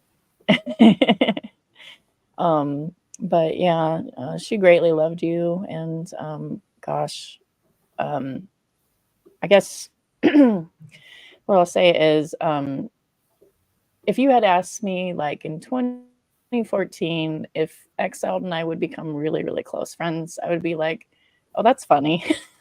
Like I wouldn't have, I wasn't like an enemy, or I just didn't know her very well. And in fact, I found her, this is kind of funny because she's so warm and she's so loving, but I found her a little intimidating from afar. Because when I rolled in, I was like, Christian theist, and all these atheists are rolling through, and she was a great advocate at the time. And so I just sort of, for whatever reason, we knew of each other, but we weren't very, very close for a while. And so it wasn't until probably like 2017 where we started really getting to know each other, and we started becoming really good friends. And so, and I'm really glad for that, because she's so perceptive. If I was to describe xxxild in like certain terms, one thing I would agree is with Fiona that she is a fierce friend. That's exactly the words I would use. I think I once said to somebody, I said, being friends with xxxild is like being friends with a lioness, but the lioness is on your side. Like, she's just amazing that way, and loyal and strong. And when she has a principle or something that's meaningful for her, whether it's women's rights or standing up for a more smaller group that needs to be stand up for, like she would do that, even if it wasn't the most popular position, or something that maybe people didn't quite understand. And so she was very strong in that way. I'm going to share a DM. I usually don't, but I think that it would be okay for him. Nick sent me a DM when xxxild passed away, and I responded back with, thank you, Nick. And that was very short because I was very emotional at the time. But he wrote me something very sweet, and he said, I know she was a close friend, and I'm thankful that you had such a close friend.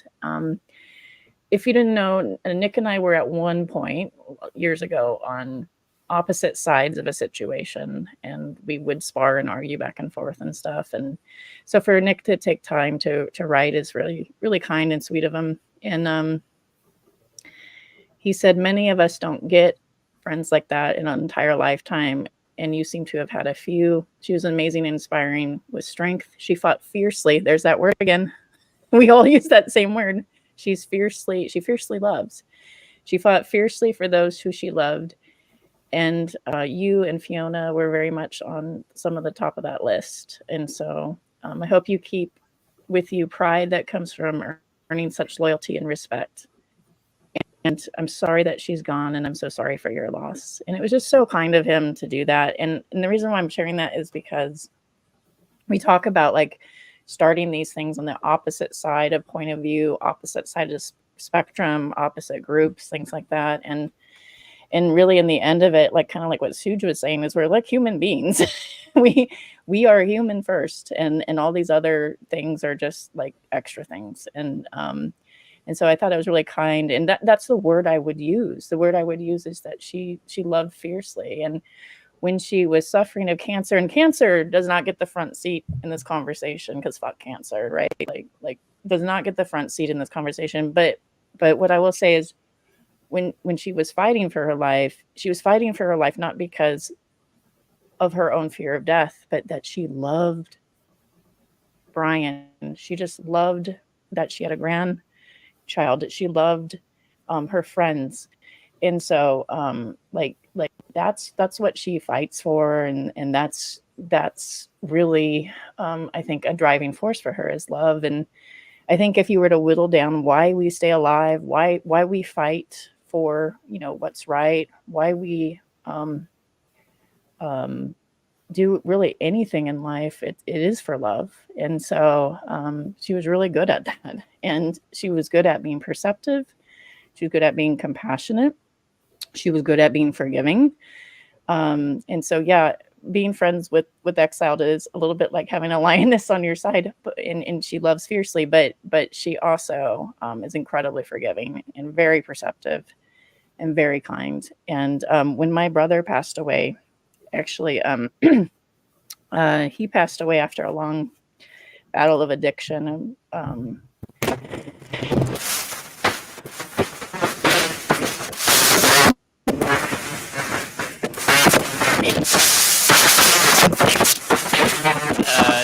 Your audio is gone a bit funny.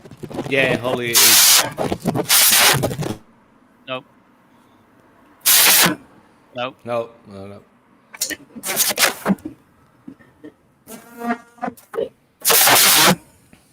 Nope. No. Oh, try now. No. No, you might have to drop and come back. It sounds like someone who's falling down the stairs made out of tin foil. I think what happened is because she was speaking when I dropped mic, and that took out the shared video. That might have caused artifacts. So yeah, if she drops and comes back, then hopefully that'll do it. Yes, I was agreeing with a lot of what she was saying, really. Yeah, I agree. I mean, the fierceness I remember, two instances that I can think of particularly. The first one is when I was peripherally aware of her. She was like on the edge of the communities I was in, and sort of, you know what it's like when you sort of first start to become aware of someone, and then gradually they become a bigger part of that community you're in. So a friend of a friend, effectively, that drifts to become more of a focus in the group. And what I do remember of those first instances is, when she saw someone that was being maltreated, that she would fiercely, she would go into a research mode, I think is best described, where she would go, right, this is bullshit. I know this is bullshit. I'm now going to go into 6 months of G+ stuff. And she would filter it all out and then present it as a thing. Now, so that's my sort of first memories of her. And I was at the forefront of one of those things when I had the whole Steve McRae post a picture of me as a guy to prove how he couldn't possibly sexually harass me, which isn't something that anybody. We are not talking about that, by the way. We're not. Yeah. Okay. Well, either way. Yeah. She he can. went to my corner, and we chatted, and it was like, this is out of order, and so on. So that fierce protection of a friend, that was a biggie. For me, that showed who that showed me who she was in the most strongest, fiercest sense. I have to apologize because I've been quite remote for a couple of years, really. The whole COVID thing, I just kind of like retreated. A lot of us did. Yeah, but I mean, like it's almost like it's sort of fragmented, and where other people got closer because they had the internet all the time and they could just focus in on that, and that was something to do. I just sort of drifted away, and I've been very quiet. And also, of course, with xxxild, as someone with autism, I really struggle to find words to say things, that most of the time you can't keep me quiet. But when it comes to stuff like this, my brain kind of goes into override of like, am I going to say the right thing? Am I going to say the wrong thing? It's best to just keep quiet and, sort of mull about it myself rather than, than say the wrong thing. It's a common theme for me. Something happens, I don't know what to say, so I just don't say anything. I go very quiet, and I apologize for that. That's okay. Your 2 points Can are I very finish elegant. before, Yeah, just because I didn't mean to. I don't know if I hit the mic or if something else happened. Sorry. So. No, I think it was. I think it was a StreamYard glitch when I dropped Mike and his shared video. Okay, so I was gonna say, sorry, it's kind of hard once you get momentum and you lose it. I was just gonna say that yes, she's an incredibly good friend, and I definitely would echo the same sentiment that Suj and Fiona said. I was going to say I lost my brother in 2020, and actually I'm coming up on the anniversary of that actually by the end of July here, and it's really hard because he was very important to me.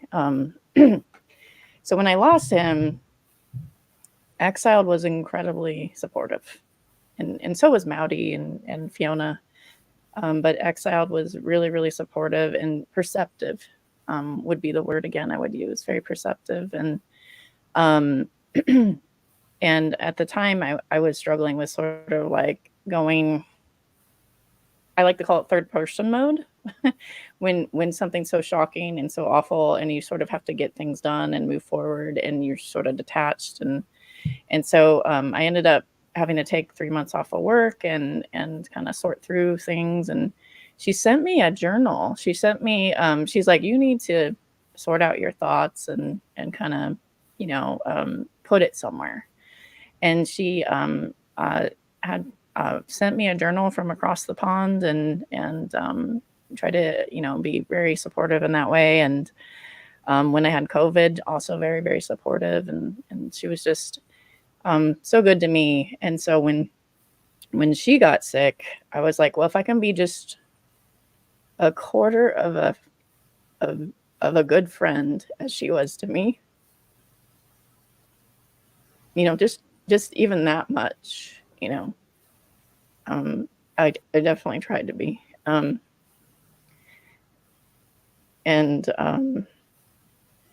it is really hard to walk, with somebody through this sort of stuff. But I would say that she was so highly focused on the people that she loved and cared about that it was really inspiring because I thought, well, that is what life is about. That is why we, choose to live. And that's why we choose to fight and battle through things. And so, I don't know, I just found her so incredibly strong and so incredibly loving, even to the very end. And so anytime her thoughts were like, I want my people to be okay. She wanted Brian to be okay. She wanted me to be okay. She wanted everybody to be okay. She's like, don't worry about me. I'm going to be okay. But she definitely always cared about her people first. And so that was incredible. So anyway, sorry for crying. I told myself I wouldn't. I did. Sorry. That's okay. The only reason... that was very well said. Yeah. Lots of love to you as well. Yes, love you sorry, too. Can I jump in for a second because I really have to go. Yeah. Thank you very much, everybody. As for Vic, she was. I mean, the only two things came to my mind is she was loving and feisty at the same time, which is a really bizarre combination. But that's what she was, at least to me, and for other people which knew. I think what she did, what she's been, should be a testament to everybody. I mean, we all come and go eventually. And, the fact that somebody remembers us after we are not here anymore, it's a testament of the life that you've lived. And, judging from the reactions around here, I mean, she lived a good life. Hard, of course, but intense and full of interaction. So I think that's the best thing we can do. Just remember her, the good things, the bad things, the weird things. and try to be a little bit like her if we can. That's all. That's all we can do. And having said that, I gotta jump off. Really, Brian, you know to get in touch. Yeah. Thank you so much for turning up, brother. Yeah. It meant a lot. Take care. It meant a lot you being Cheers. here. Say hi to the missus. Yeah. Ciao. All right. Ciao. Love you. Bye. Okay. We have Nate and Blue in the chat that are. Yeah. Sorry. I'll let you jump in a second. I did send Nate a link, by the way. Oh, so you that's have. taken Okay. care of. Cool. Yeah. Okay. Excellent. And I did promise Blue a link earlier.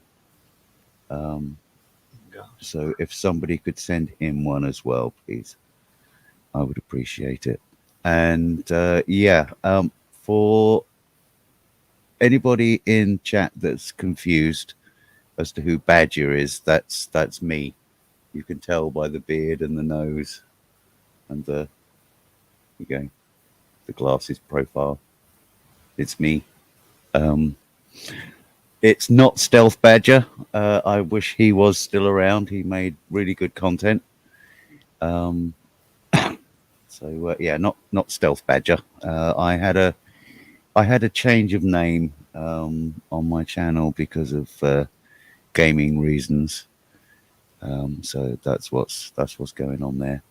And I haven't been able to change it back, although I've tried to. And we have Nate. Hello, Nate. Hello, can you guys hear me? Absolutely, sir. Hey, how's everything going?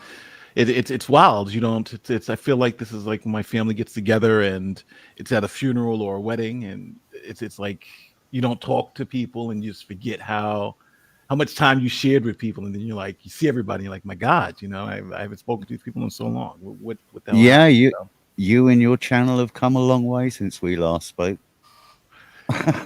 Yes, well that is true. Well done. That is true. I totally think I don't know. Living in this world, it's crazy, but it's so wild because the person who's been on this ride with me is Simos, Fiona, Holy, and xxxild. xxxild, Yeah. It's literally crazy. I remember when early on when I was working it, how she was so encouraging, and it's even all the way up to it's insane. She worked on so many projects with me. It's like a lot of times people don't know what goes on behind the scenes, but xxxild was so critical to a lot of stuff that I was doing. It's like icebergs, isn't it? Yeah, exactly. And it was. I remember when Spackle sent me the DM.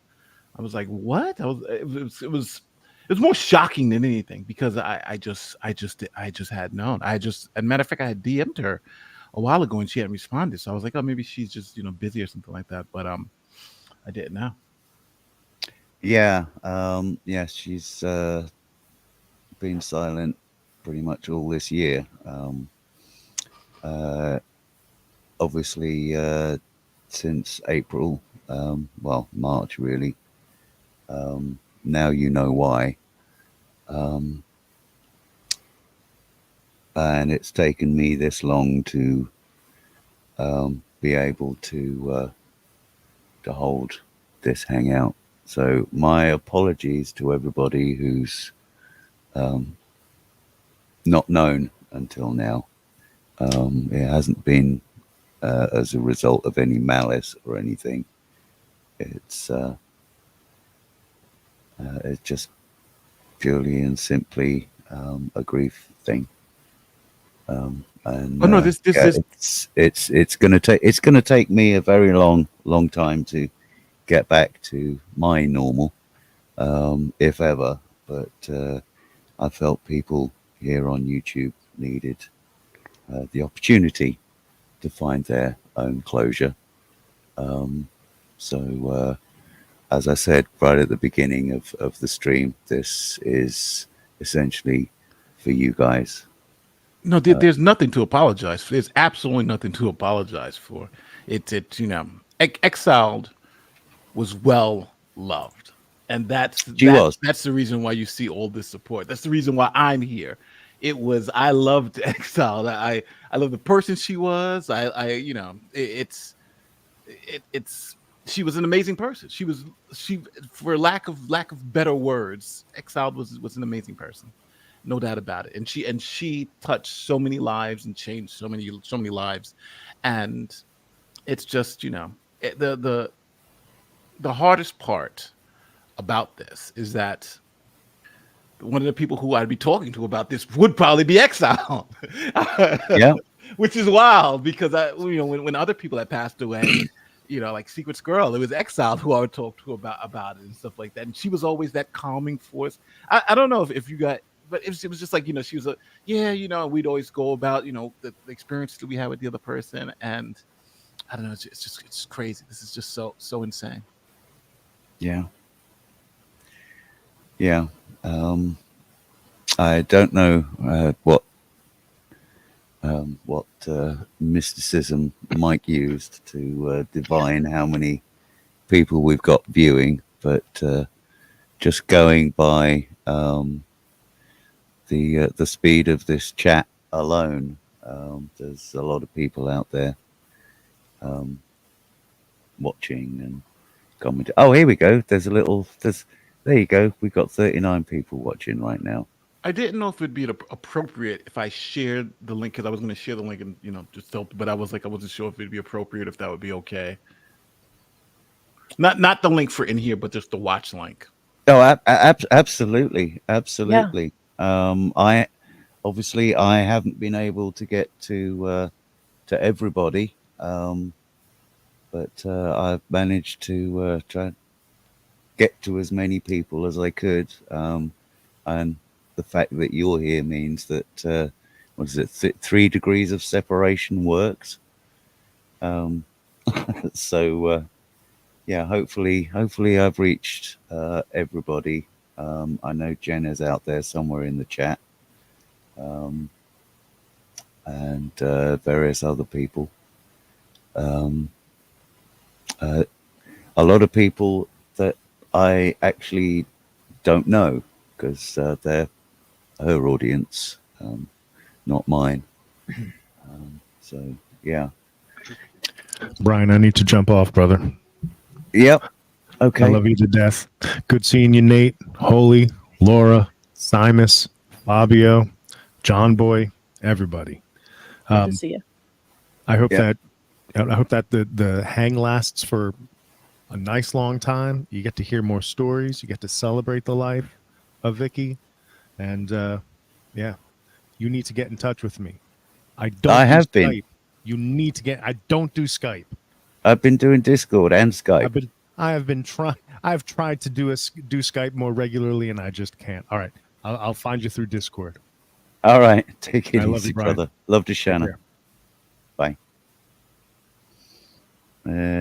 Okay. Looks like JT's trying to come back in. JT, you need to enable your mic or something before I can let you in. Nate,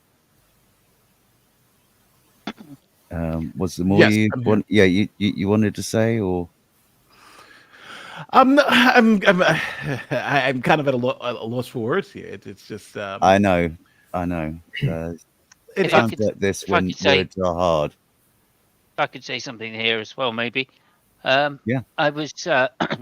I'm in the side chat of Nate's, trying to do what we can in terms of thing. But I do remember seeing xXxild there, making good judgments, which I didn't have the fortitude to do.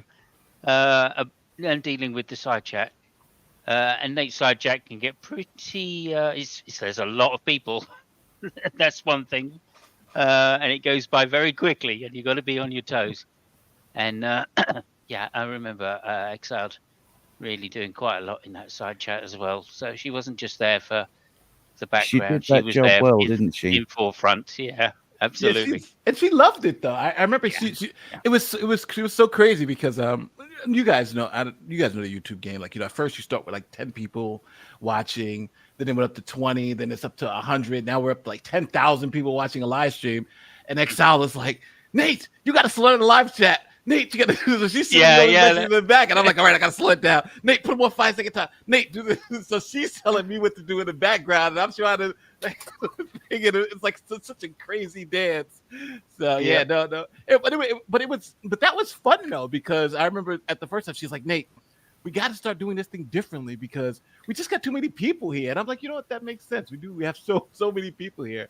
But that was xXxild though, and it was funny because the success of my channel, it was like it was her success too, and she always used to say it was like the community success too, because everybody used to say no one from our side could obviously be that type of YouTuber. And I remember we were talking about it was me, Dragnot, xXxild, I think Sam the Scientist. We were all in like in the Discord together, and they were like, can you believe that you've become like the Matt Dillahunty, like Matt, you're bigger than Matt Dillahunty, you're bigger than Aaron Ra. And I was like, but I just like, you don't realize that. And I'm like, wow. And xXxild was like, yeah, it shows that somebody from our group, it's from our group who was here from the beginning, who was here with the no subscribers, who said we're going to plan this out, who we all talked. We were back there talking for hours about how we're going to, like, remember the video we did on Steve's which was an xXxild actually said we should. xXxild and Fiona was like, we should do that video. The video about Steve and the whole the blankist from Texas and all that Warden. stuff. And they had Warden, and they had done all the research, and they were like, they had to be all the research, and I was like, we're gonna put it together. And that was like huge. And it was just it showed how sometimes people look at your success now and think, hey, this person did it. Like you look at Taylor Swift and be like, oh, she just was born into that. But that's just not true. Nobody sees when she was 15 singing in bars and having grown men leer at her and throw drinks on her. You don't see that, and you don't see that, the community behind her, her parents, her mother, the person who taught her how to give her that confidence and give her vocal coaches and things of that nature. And the same thing here, like I always say, it was we as a community help each other get to the places we want to go. And it was amazing that xXxild, Holy Spackle was my first super chat ever. Thank you, Holy. Yay. Simos has been there from the beginning, but if you notice, all the mods and everybody who's on my channel who are on the back end who actually have those privileges are all people from the community who I've known from back then. It's not new people. It's the people who, because usually you're the people I trust, and you're the people. And xXxild was, no doubt about it, one of those people. And and again, it's just the most shocking part is just not having her there to just talk to.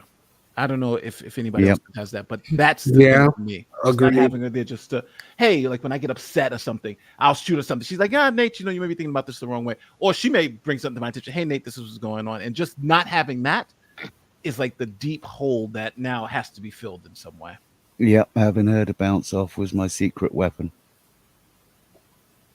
She has gotten me out of so much trouble. Let me tell you. I am a dork, and I am perceptive in some ways in person, but online I can walk into trouble. And she's like, no, come here. Yank. And she's gotten me out of she's helped me get my foot out of my mouth. She's gotten me out of trouble a couple times, and just generally has, I don't want to use the word cunning because that always has like a negative connotation, but kind of like she's aware of people's bullshit where I'm kind of a dork and run into it sometimes. And so like she was good at great it. sniffer. Yeah, she did. Yeah. She did. I forget who it was that said it earlier. It might have been you, JD. She had this knack of being able to go into a situation and had like this sixth sense of, hang on, something isn't meshing. Oh boy. Something isn't meshing. And she would get in there with scissors and scalpel, and she would research that thing to death. Yeah, and then she would not rest until she figured out exactly what it was that was irritating her sniffer. That's one of the things I loved about her. At the same time, I will warn everyone, yeah, you can you can spend a lot of time if you pick up that trait, which I did get from her. And by the way, it's helped me out in my life so much. You guys have no idea. I will say this. I don't want to bring up any old drama, but I've got links, videos I've saved, where, and I've said in the chat that, she was psychic AF. And one of the reasons a lot of us are here or even know each other is because of probably one of her most intuitively perceptive moments she ever had in her life, or that I'm aware of. I'm sure she's had many, but the ones where I was around. And, that actually brought a lot of people together, where, all of us that are here talking, live streaming, a lot of times, it's around, some sort of trauma or drama that's going on. And then we encounter this wonderful human being that helped kind of either help you get centered or help make things like kind of collectively more cohesive to deal with whatever's going on. But, I'm here, I was backstage, but yeah, there are little stories, like little things, not maybe, they're not, super huge, because we all have weird things that go in our life, and we were very lucky to have her be part of our life. But I didn't know how to deal with fire ants until I met her, and I did not know what to do if I saw a snake.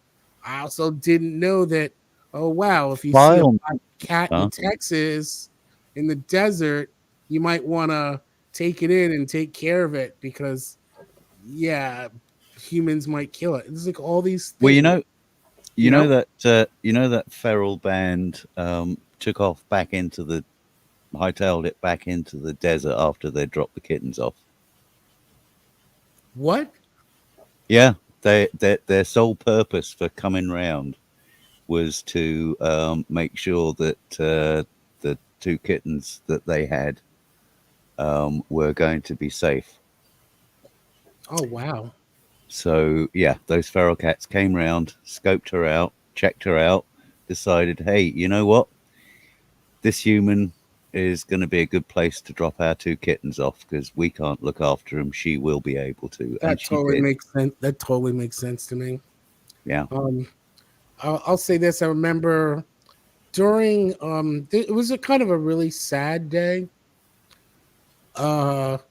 She sent me a photo of a dog.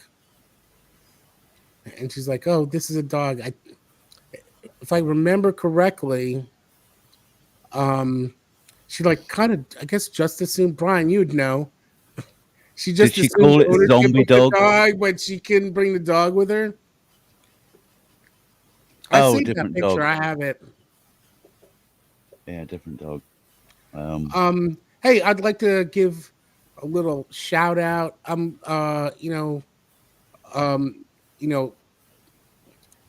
Glass Ribbon, glad you're here. Amy from Ye Old Heretic, glad you're here. Hey, Divinity, if you're still, I'm like in a different thing now. I can't see the same things. Holla. Oh, did you say Divinity was out there in chat somewhere? Yeah, somebody give her the link if to join. Yeah, definitely. Because I know Destiny and Exiled go back years.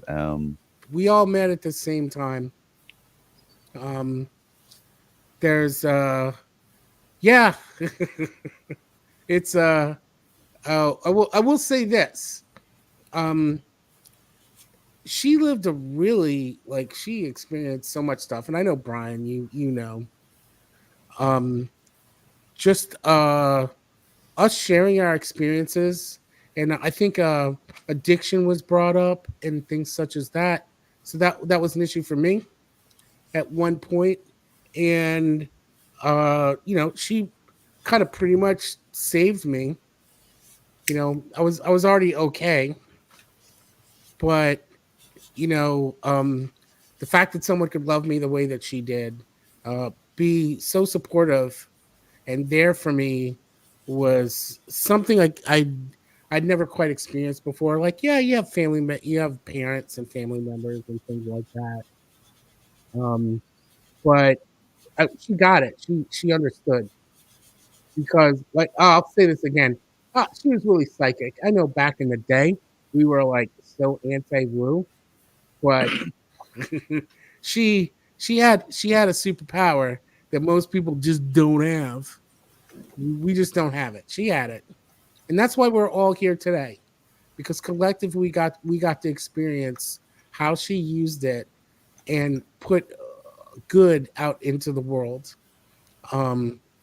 So I'm gonna leave it at that. I need a second. Maybe I need to pour myself a glass of wine. I don't know.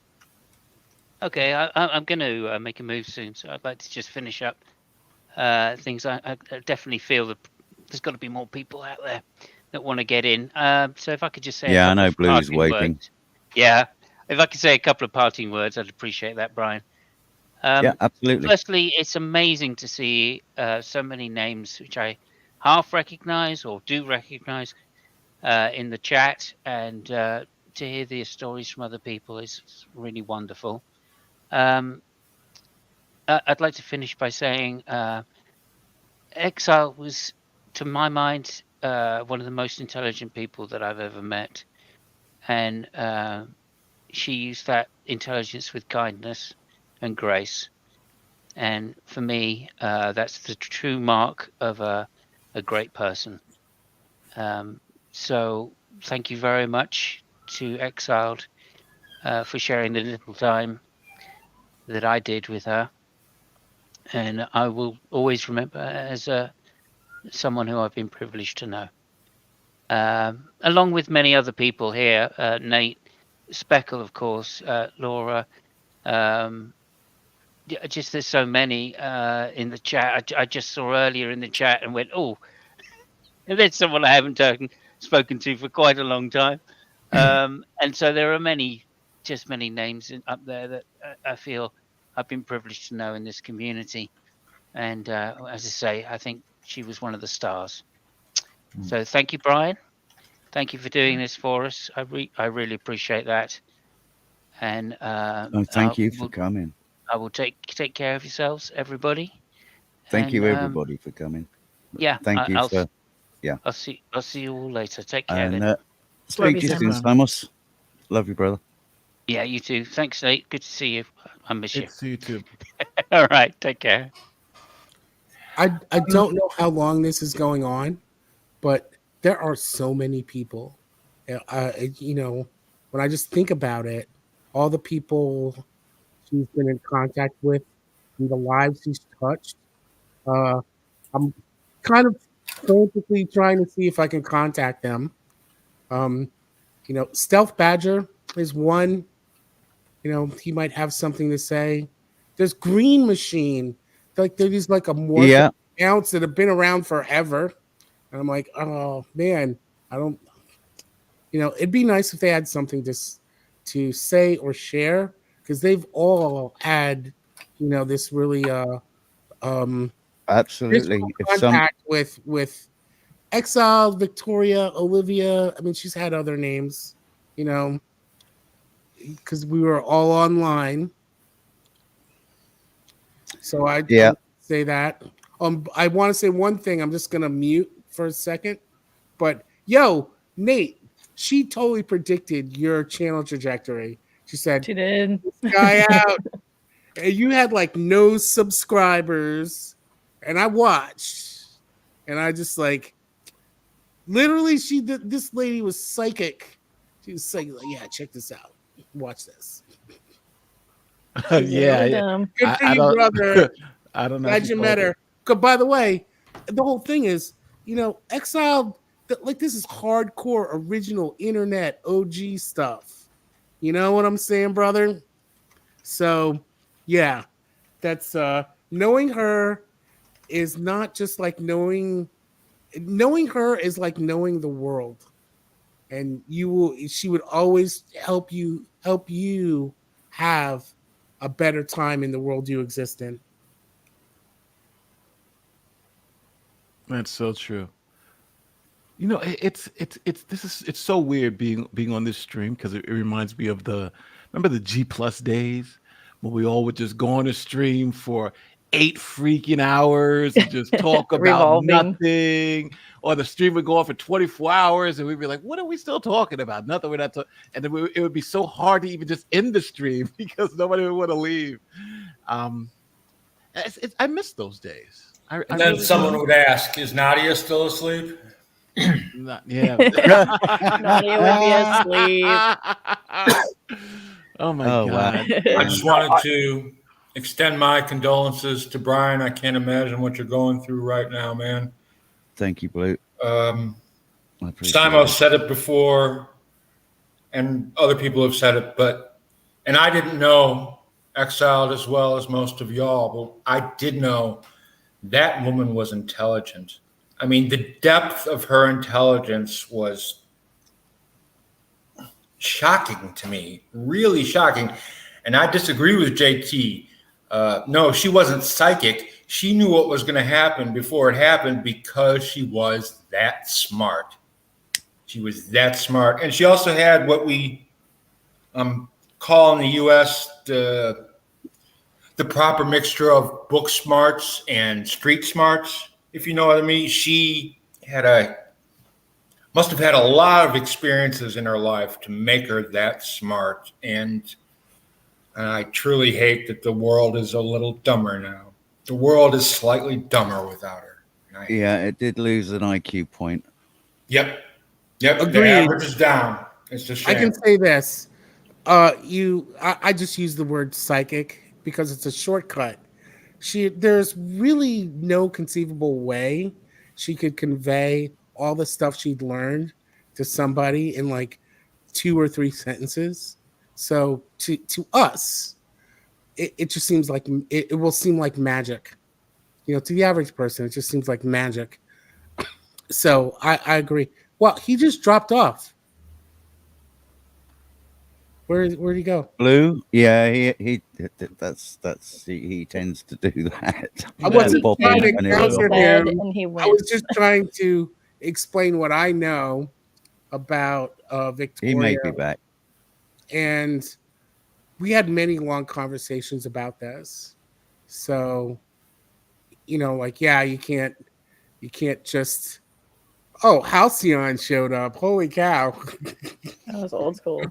I want to go. I need to go anyway, but I do want to say that I'm really sorry for you, Brian, and I'm sorry for everybody else who she touched so closely. I struggle to find the words. Everybody always seems to say the right thing, and I find myself struggling to find the words to say. Because it's like gravity. It's stronger in places than it is in others, and I don't want to say something that sounds not strong enough or end up saying too much, and then it ends up somehow being about me. And I suppose it's something I said to Jade's funeral, that I quoted something from Star Trek, which is when Tasha Yar dies, and Data says at the end, I'm confused. My thoughts aren't for her, but for me, and how empty my life will be without her in it, without her presence, kind of stuff. And like I say, for some people it'll be much greater, in other people less, and there's that sort of big grade between. So, like I say, I struggling to find the words to convey how I feel, That's okay. These situations, words fail, and you're not alone. One of my biggest triggers at the moment is trying to talk about her, because there isn't an element of my life that doesn't scream at me that she's no longer here. And as people have been telling me, there is no right way to grieve. And one thing that I'm not doing very well at the moment is peopling. So you're all getting the peopling skills that I've managed to retain and muster for this occasion. Tomorrow I will be a complete mess, I have no doubt. But yeah, thank you for being here, Laura. And thank you, Laura. Your words are appreciated, however difficult. Take you be care, safe. Laura. Good night, everybody. Good night. Good night. I'm gonna unfortunately have to get out of here too, Brian. I do want to say thank you for sharing Exile with the rest of us. She's changed all of our lives for the better. And how could I not, Nate? How could I not? I mean, if you loved a woman, you would have to let her be herself, and she was who she was, and I don't really need to talk about her because there's so many people here and in the chat that have got all the words I need. Well, she was, as you can see, we're all here because she was a remarkable person for all of us, and it's well, as I couldn't put it any better than what Laura said. It's sometimes it's not about what you have, but how you change the lives of the people you know, and we all are living testaments to that. And I loved Exiled, and and she was a great friend, and and she was a huge part of the success I am now. And there's absolutely no way I can ever repay back her kindness and her friendship, but hopefully you understand that. Actually, yeah, I do. And the only thing that I can say to you, Nate, at this juncture, and yeah, I think I know my wife well enough to say this. The way that you can thank her, Nate, is to do good with your superpowers. And I say that with what I hope is an appropriate meld of seriousness and joviality. Because you do have a large platform now, and you are what some would call an influencer. And in this modern age, that is somewhat of a superpower. And I know that she would feel her efforts are best rewarded by you doing good as you have been, and to continue to do good, to help people, love people, and in your line of work, show them the light at the end of the tunnel. Well, I hope to be able to live up to those expectations, because it's so difficult. It's like, it's a big one. It's I'm gonna, and this may sound a little callous, but when I first started this whole internet game, I never thought, I'm like, these are just pictures on the screen and voices. Who how much can these people really affect your life? Real life is people who I know, who I can touch, but people over the screen is not. This isn't real. The internet isn't real life. My real life is something different. But over time, this is real life. These are real people. These are real relationships we have, and these are real emotions. It's more real than anything else I experienced in my life. Like this, my relationship with Exile, no matter what anybody says, was absolutely real. Our conversations and the pain, and that's the thing. I think this is new for me, because that pain of losing someone that close from this world is just as momentous as any other that I've ever felt, and that struggle to kind of now reconcile, you know, the relationships that we have online, it's just wild. And you know, I never thought I'd be in a position to say this, but you know, this exile was again, like every live stream, there's been times where I was like, this is not going to work, and she's like, no, this is going to work, and it's just like sometimes it's just hard to express how much a person really means to you, especially trying to just put it in. I'm trying to wrap it and leave, and trying to just put it in a 5-second thing. But I will definitely heed your words and try to be a good person, because Exile was such a good person. To all the people out there, to Holy, to all the people in the chat, my God, I have there's names here that I haven't seen in, I gotta say, years. You know, and these are all people who I love, from Suge to, my God, everybody's there. Fiona, it's so good to see everybody. And maybe one of the biggest things about this moment is maybe we shouldn't just do this when something like this happens. Maybe we should get together other times, so we don't have to remember each other, but we can enjoy each other while we're still here. If that makes sense. Absolutely. That's one of the reasons why but both Victoria and I made efforts to meet people when we were in Colorado, over here in the UK. Fabio came to visit, Michelle, who unfortunately didn't get a chance to pop in tonight, but yeah, I mean, as testament, you know, as tonight is ironically a living testament. She touched an awful lot of lives, and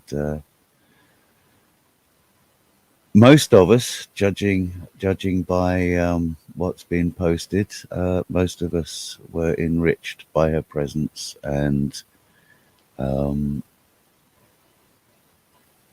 her loss has left what I can only describe for me personally as a Victoria-shaped hole in the world.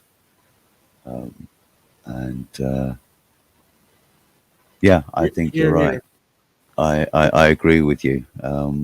If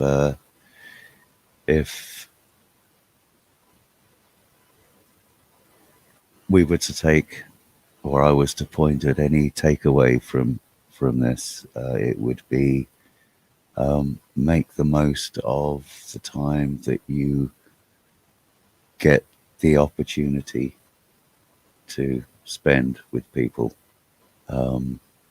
Sharing a beer, ideal. If it's just hanging out on Skype or Discord or here on YouTube via StreamYard or whatever, then do it. Make those memories. Well said, Brian. Well said. Well said. I would like to say this. Nate, I'll hook up with you at some point, but I would like to give you guys maybe some stories. So yeah, absolutely. And yeah, Nate, before you get into that, JT, because I know Nate was wrapping up, because I think he was wanting to pop off. Nate, yeah, I'm gonna have to try and sort of make the effort to hook up with you and get you back onto my contact list somehow. Yeah, of course. Just whatever. I'm not sure if you have contact, if you have access to her Discord or DMs. All my contacts and stuff is all in there. But if you yeah, her machine's literally just sat over there. I was going to run this hangout from it, but then this morning I thought, hang on a second, I can probably do it from my machine because I'm a manager on the account, so that should work. And yeah, it does. So Yes. And if you can't get to it, just my email and everything's just out there. Just let me know, and we're definitely sure. And anybody else who wants to, reach out to me, my stuff is still open. I'm not on Discord as much because Discord has just been acting weird for me. But email, Twitter, just reach out to me, and that goes for any of the old guys there.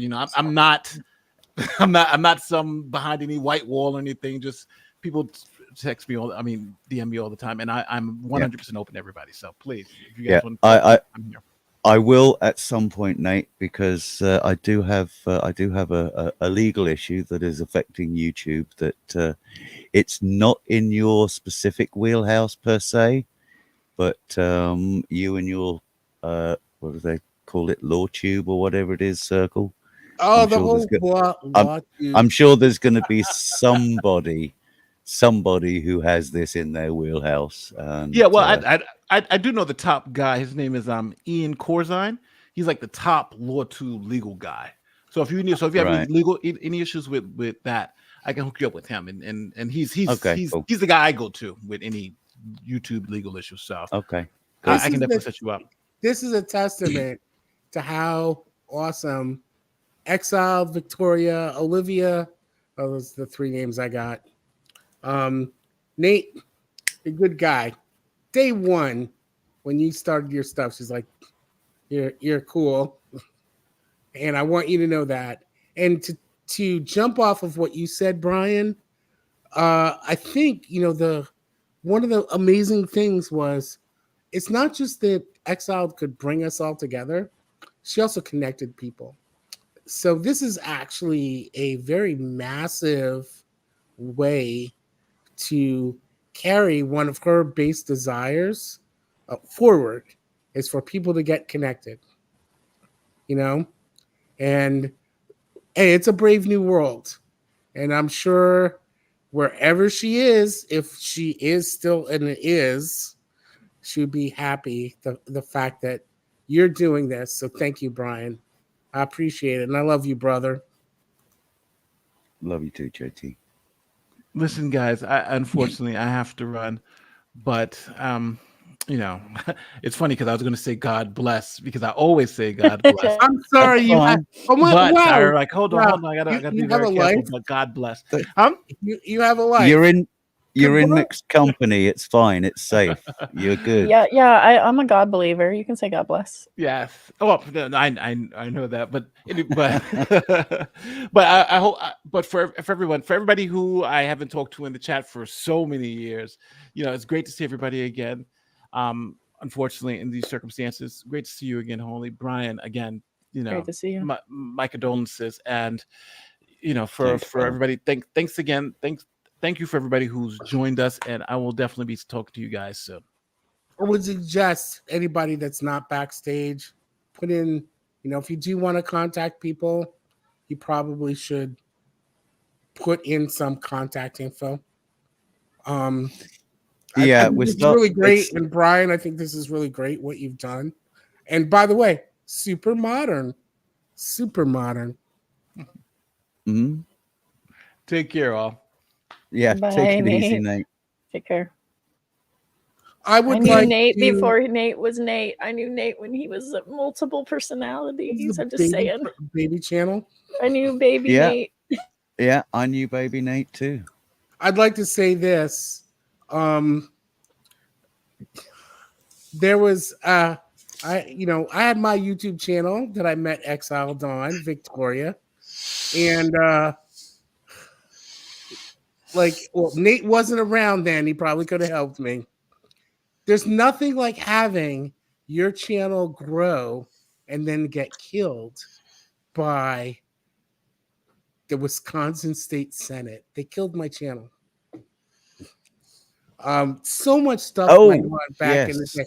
But hey, you know what? I should shut up. Headless Chicken is here, so I can just shut up. Yeah. Finally managed to get Headless. I'm finally in. Back in. Yeah. First person to join, man? And last person to speak. I have to breathe into my mic. But you know what? Poor Headless. I kept messaging him going, Headless, you gotta mute. Headless, you gotta mute. Poor Headless. What halcyon is this? I see this. but there's 2 L's. Yeah, that means it can only be Galen. I thought there was only one Halcyon. There's 2? Yeah. Why are there 2 There's L's? 2 L's. I don't know. I'm getting old. It's always been 2 L's. Really? All right. I'm sorry, man. I'm sorry, brother. And that's August, right? August? Yeah, 89 is August. Okay, yeah. So if you're on panel, you have to use words. Okay. Do we need to do a round the robin, as they say? Well, I know August wanted to say something. He's been sitting here forever. Maybe his mic isn't working. Hey, August, if you're speaking, we can't hear you, so it could be a mic issue. You want to check your settings and hit the little gearbox and see if it's assigned to the correct mic. Apparently the chat room's getting Mandela effects. Well, he's getting settled. I just want to say love to everybody in the chat here. I mean, we got quite, I would say I can count 4 different communities, if not 5, in this chat. There are more communities. I'm trying to hunt some people down. There's even been an offering from my Wolfman Radio community. Oh, wow. Todd. Nice. Yeah, he's Nice. he's one of you guys, one of you Americans that used to broadcast with us. Used to do an absolutely amazing blues show. Which another OG GDC, Great Debate Community, call it what you will. Familiar face is now carrying. Anybody remember Fizzbar? Yes, no. Fizzban. Fizzban? Yeah, Fizzban. Affectionately known as Fizzbar. Okay. Remember when we had that grizzly meme going around? Yeah. Yeah. Yes. Yeah. Yeah. Fizzbar. Yeah. That's when Fizzban became Fizzbar. Yeah, see? Kevin knows Fizz.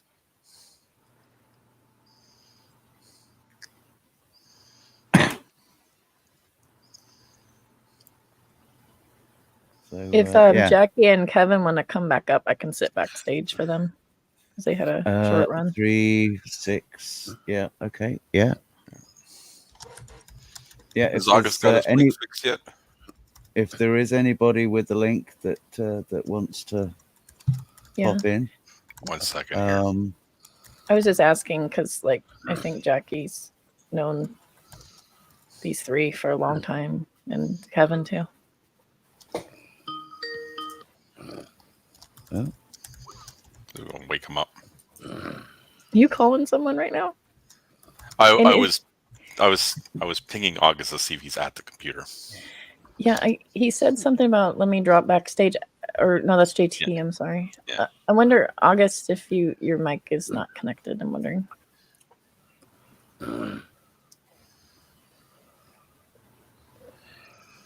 Yeah. Who's snoring? He's asleep. Do we have a Snorosaurus? We might have a Snorosaurus. Yeah, wow. we might have a Snorosaurus. Okay, I did say you're allowed to grieve No. however you want to, but you can't fall asleep. I have health issues.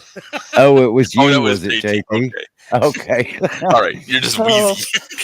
Yeah. It's all right. Call me George Jefferson or whatever. It would actually be appropriate for a Snorosaurus to swing by the hangout. I am not asleep. But you know what? Let me tell you, maybe now is the time to do this. One of the most foundational things in my life was Viktoria.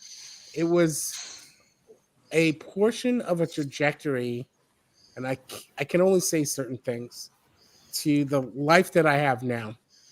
So, most of us met online. cool, whatever. Enemies, frenemies, all that stuff. But so when I first got on here, I said, "Oh yeah, I mentioned about my dad's and the ill health, and then Viktoria and I are not together anymore. I have other things to do. However, what she really did for me was prep me. She literally prepped me. So there was a point in my life where things got better. I could travel and do things, and my dads were still alive at the time. But magically, there's 60,000 people. Social media is new.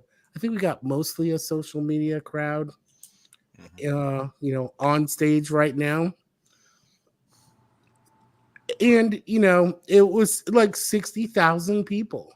There is no way I would have had the emotional bandwidth, capability, or perception to do what I did if it wasn't for her.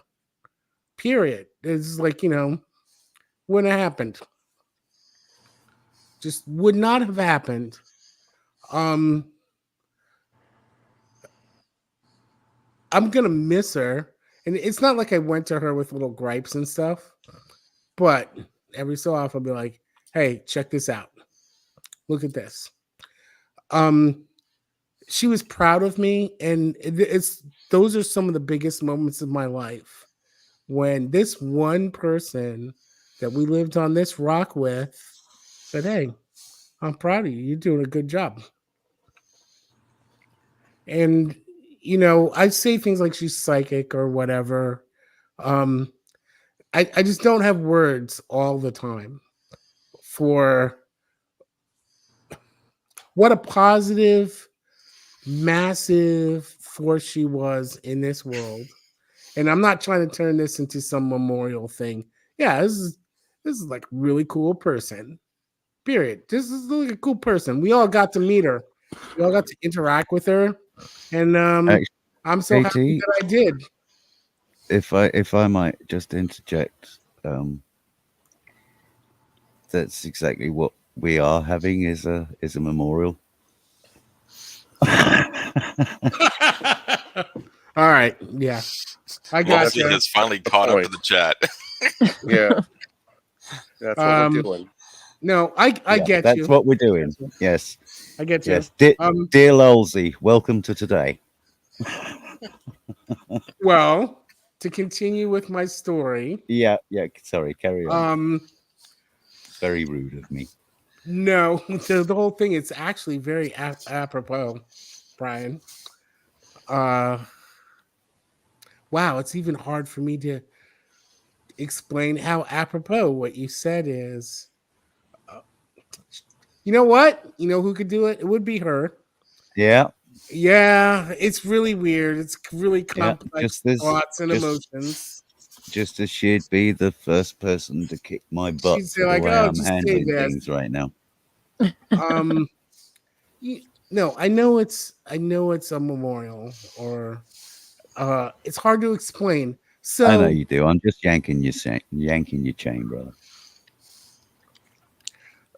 When I say cunt, I prefer you didn't, but it is a word. I'm only a moderate one, okay? Yeah, and I prefer the W word. Really? Okay. Yeah. We need to talk more, because everybody does talk more. No, what I was trying to say was that she helped launch me onto a really sweet, I don't even know if it's sweet, but it's just a trajectory in life. And I wouldn't have been able to do it without her. The like first stepping stone was what I was just talking about. The like, I don't know, how do you deal with like 60,000 people? And she was there, when I did have issues, she was there. We weren't together anymore or anything like that. But Yeah, it's and I am so much farther along now. There isn't a day, there really pretty much isn't a day that goes by where I don't mourn the loss of Viktoria. It's not that I would talk to her every day. It's just the fact that I know she's not she's not here.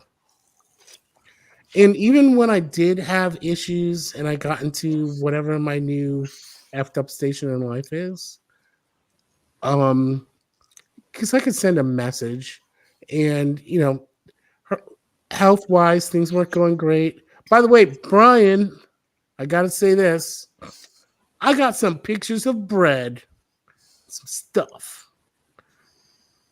So I'm jealous. But is it sliced bread? Oh, she was making No, bread. she made bread for me. Oh, she made nice. cakes for me. She made lasagnas and yeah. Yeah. She kept this belly full, guys. Yep. So, but her contribution to my existence actually literally helps so many people at this point in my stage in life. So it's not just the fact that I might get some personal enjoyment out of knowing Brian and other people that we've been around, like Glass Ribbon. Oh, this is a sweet lady. Awesome people. She was just really good at connecting people that should be connected. And knowing that they're not gonna like really tick anybody off or make them upset or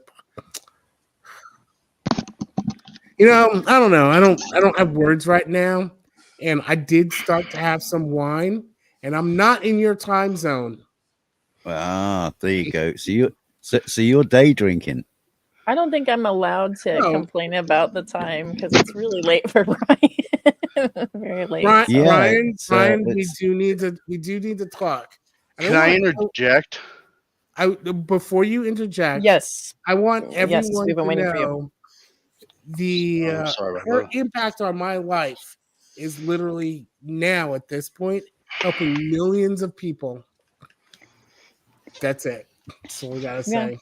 That's the great thing about love and friendships and relationships is like how much each other sort of dominoes and affects. And I do agree. August, I think, was trying to get in, and I think finally your mic works. So welcome. No, I was AFK. Oh, I had to go to the store, and I'm about to start recording, doing some music. Oh, you're such an MFer, man. Hey, JT, do you use Skype? Will you? Skype? I will if you want me to. Yeah, sure. Figure it out, man. Come on, you're not part of the old guard if you're not still on Skype using it. I'm on Linux right now, but I can still do it. That's fine. Yeah. Look, whatever Skype runs on Linux. If you have to use your phone, use your phone. Don't be a stranger, because remember, a lot of this goes back, and for those that are listening, I'm not looking at the chat right now. I'm kind of looking at the back end. This goes back to 2007. I'm at xxxild on a platform where we had all been banned and kicked from YouTube prior to it being purchased by Google. This goes back to .ning sites. Dude, I'm not supposed to talk to you. You're right. You're probably not. By the way, we should talk, but I'm not supposed to talk to you. Not in a public forum. Were you no trying way. to exit? Were you trying to exit when I walked in? 2007. Hey, guess what? That's 15 years ago, guys. Oh, my life is so different now. I'll put you in my Brian, the internet's not real. Box. I'm so much gray now. I'll put you into my late Hello programs. Box. We'll talk. If you want to talk to me, you can find me. Okay, remember though, all right. Hold on. I would love if she was here now, because I'm going to tell you this. I wish she was too. If you want your life to be better, you can come talk to me. I'm a life coach now too. I'm sorry. I'm now It's bad. briefly. I'm going to freak everybody in chat out. With this. No, we're not. So We're not. brace yourselves. This is brace yourselves, guys. Like Brace yourselves. Brian. JT, what? Brace yourself, JT. Oh, I'm gonna get kicked out. No. He wants to do something. I'm just trying to say, my life. We're all on the internet. I'm really try to be careful about what I do. If you care to talk to me, you can. Maybe it just shouldn't be on normative internet like a live stream. Oh yeah, of course. Fine. Like, No, this is another person's time right now. Okay. All right. Yeah, you know what? You're right. And thanks for putting me back in my box. Well, fuck, man. Damn it. Uh-oh. I'm so sorry. I crossed the profanity barrier. No. Kick me. You know what? Us kvetching and yelling at each other, that's the stuff Exile would love. She's like, oh, look at that. Because it's genuine. Catnip for her. That's the word. That's the word I was looking for earlier. Genuine. It's if genuine. You can say anything, it's genuine. And if the it's one genuine, thing I can it's say okay. about her and all of us old guard fools is one thing. Yes, we are internet associates. Some of us have met each other in real life. Vicky I did a tour. I had to do a tour. I took 40 days. Man, does the word road trip ring a bell with anybody these days? How many days do you think it would take for you to meet all the people you've known for I like road trips if someone else is driving. Oh my god! Like, yeah, you can't live. It's so I know difficult. you can't. You don't even have enough days left in your life to meet all it the would be people very you're close with. It would be It's hard, man. There's no way to do it. Okay, JT, August. All right. I'm sorry. We're friends. Three internet catching points up right now. 3 internet points to the first one of you two to actually tell me how long it takes to drive from El Paso to Denver. How fast are you going? 4 hours. I don't know because there's some 3 hours that are effed up. You drive in within legal speed limits. You're just where it says 40, you drive at 40. 2 hours, but 10 hours for the British. I'm gonna go with 12 hours. Sorry, El Paso to Denver. El Paso, Texas. It'll take a lot longer than that.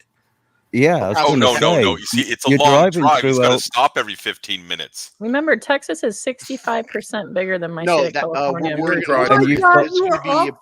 You are all so dorky. It's approximately 10 hours. Like I could do it in 8. But I'm we're dorks. That's why we're friends. Hey, you know what? Your legs are going to be tired from got pushing on me the pedal. to the point. She gave me enough knowledge in life where then I didn't give 2 craps about that. That's where I was going. The other thing, I'm like, oh my god, now I don't gotta care about that. That was because of her. Yeah. Right. Okay. So the answer to the question was it took us 12 hours to drive there. No, 12 hours to drive back, 14 hours to drive there. You want to know how I know? I said 12. You were watching our stream when we were sat on the side of the road in a hailstorm. Good grief. Oh, I'm so sorry. Oh, wow. I almost got beat to death by a hailstorm physically with a broke down car around in that area. Yeah. Was it like biblical proportion of hail on you? Like, yeah, these things were the size of tennis balls. It could break your windshield. No problem. You guys suffered. I mean, we literally couldn't. I mean, sitting in the car, I can imagine we literally couldn't see the front of the car. Hey, Brian, I'm sorry. I'm very sorry. Why? It was fun. It really shouldn't have taken that long. I just didn't know. I wasn't around. My dad can't walk. He can't move his arms. You have to drive. You have to drive the entire length of New Mexico. and then Brian, half of Colorado. We'll talk in a sidebar. And we're not. I would like to offer my apologies. And we're not driving a Ferrari. We're just driving a rental GMC. Oh no, we should just apologize to everybody. We should. We should. We have caused you guys so much of a closed internet. You think that you're speaking with people, but you don't know what it was like in the Wild West when those of us that are in this room right here that I'm looking at kind of, it literally, this is prior to something you might have heard of called blog TV. That was new then. Oh my god! Like We're that going was back a to new that. thing. I told you, stick cam, man. Yeah.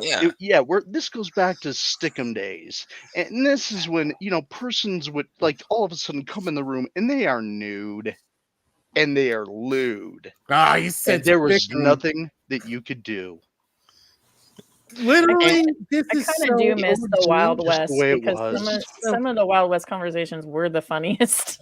Oh, they were like the really. best. Oh yeah. Hey, you guys remember? This is where we all met. Do you guys remember Yoke Up? Of course. Yeah, I know Jeff. I still know him. He lives right near me. He does a lot of dedicated work. Is he still welding? Name in years. Jeff and Caroline are doing well.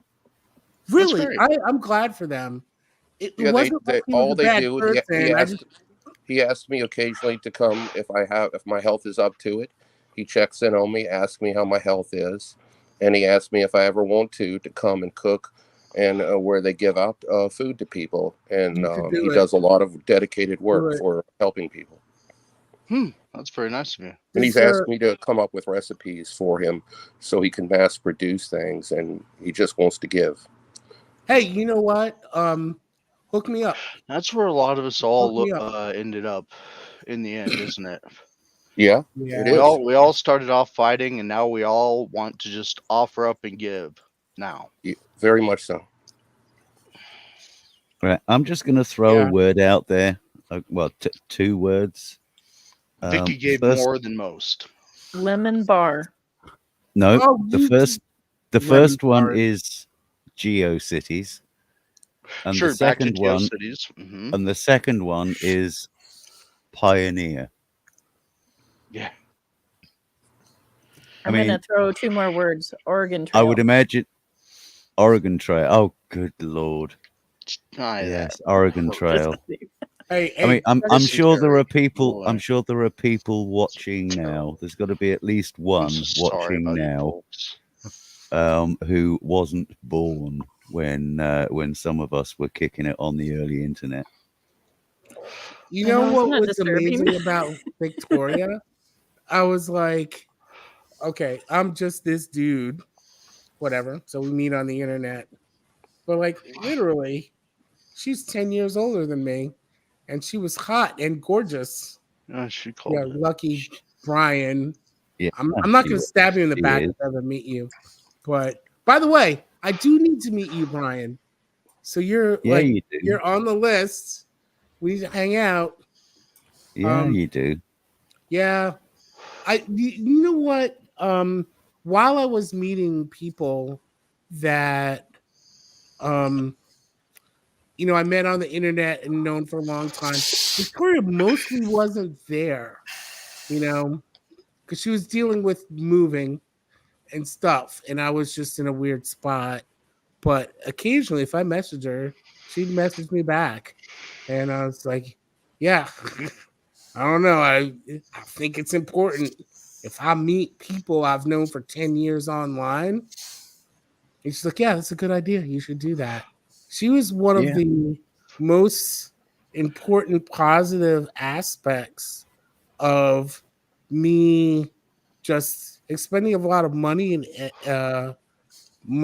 and time to just make sure that I do meet people in person. It was important. And I can also, she's not here. I don't know how to express this thought. She already had a thought of this sort of natural sociocultural trajectory of what you really should be doing in life. Whatever. I'm gonna mute. Yeah, there was a genuineness to all of us back then. We were all very naked and new on the internet. And then we found that it started going, sour in some ways. But I'll tell you one thing about Exiled or Vicky, for those of you that don't know. And this has probably been said, but I'm going to really just sum it up. She was a genuine person. And if you earned her respect, if you were lucky enough to earn her friendship or love, she meant it. And if you were guilty enough to earn and deserve her ire, you earned that too. And we're talking long term. And that is rare for people. So the best thing that I would say that any of us could get from a life lesson from her is that if you're not genuine, you really just aren't. You're putting on your play face. She never did that. She didn't have a play face. I mean, she had a game face when she needed one. Here. For the Game most face part, versus play face. Well said. Right. Well Yeah. said. I'd like to follow up and tell us my story. I think it would be good from where you just pointed off. If you want to continue, that's fine. But no, I'm going. I have to leave. But go ahead. okay. I've known you for a long time. There. No, don't Yeah. go. Don't go. I have to. My Do not drummer go. is waiting. Yeah. Well, thank you for your sentiments, and I agree. Yeah. With Viktoria, But it's nice to hear from you, everybody. When we first got together, and she started talking about, we had this chat about being an exile, and then I went into this big philosophical exploration of it with we both did, and what it means existentially to each other, and it was like, oh, you too. And it was profound. I've never had that experience with anyone like I did with her. And so we also were very dedicated. We stayed with people. And she did stay the length of the river with me more than anyone. Yeah. It's really, really difficult to talk right now without just breaking down. I think she's the best person I ever met online. Ever. Maybe in life, that I've ever cared about. I've expressed this to Brian, but she was there for me at always. She would just check in, and then she would pick my brain when she needed me. She would just come in if she needed something. She just, would part the seas and be like, I need you, and I was there. And so we had this thing, and we were always there for each other. And, she still, before I told Brian, I have major health issues, and she had it. And she's like, are either of us going to make it? So what happened was, she was like, this is what's going on. And she wanted us to have our, what are our last words? What am I going to do when I go to the doctor? How am I going to approach it? She's like, I want you to write everything down. And I'd sit there day after day, writing everything down that she still wants me to do.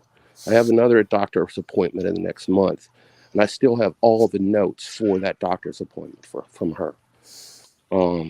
It's just years of things. So, she's still with me. I mean, when I go to the doctor's appointment, she'll still be there for me. I'm gonna be honest, you just made me mad. Yeah. John, that was really sweet. Like, that's amazing. One of the reasons I dated and lived with her was because of her own issues. But you didn't really make me mad, but she had stuff going on in her own life. We all do. Yeah, we all do. We all do. I'm gonna just I'd like to say this. I had the pleasure of living with her to try to ameliorate. And by the way, that's a big word, and you're not supposed to use that because it's not language. But I had the opportunity to try to ameliorate some of that. What I could do with what I knew at the time. Do you mean emulate? Now, I think I could like literally. I'm like, oh, I know so much more now. Like, you know, you, Brian, I know you're with me on this one. Like, yeah. I think I'm gonna cry because all that COVID stuff, and when the Queen died, that really, I'm just like, you gotta be what? Yeah. I'm not gonna get into it. I don't know if you want to, but like, really, I wanted to just. I want to add really, one more really, thing, really, JT. I don't want to lose this. I don't want to lose this thought. You know, one of the things that was early on with my friendship with her, was that, you know, where times like we would just sit, where we would be connected online and audio or video, and just sit with each other, and so it was just, there was no separation. Like, if there was anybody I met that I haven't physically met, it was her. It was like there was just a presence there. And so there was no separation. Like, she would call me and text me and be like, I need this for a recipe. What do I get at this store? It was just like I was around the block. And then we would talk about politics. Then we would talk about this. It was like, I didn't think of her as an internet friend. She was just a person I loved. And she loved me and I loved her. I was so proud of her for finding Brian. And she never gave up on me. And she kept telling me to do better. And she said, you know, whatever happens, you know, we're both going to be gone in the end. And we'll just have to do our best and spread the love and just try to make the best of it. And it's very hard not having her. Yeah. Well said. I'd like to say this. I think I wish she I could hug was you, more Halcyon. advanced than most people. That's awesome. Thank you. She was just very advanced. Whether she knew it or not, you can be advanced and not know that you are, and you just express it very well. Yeah, I don't know what to say, man. I think really cool. I think Exiled was really good.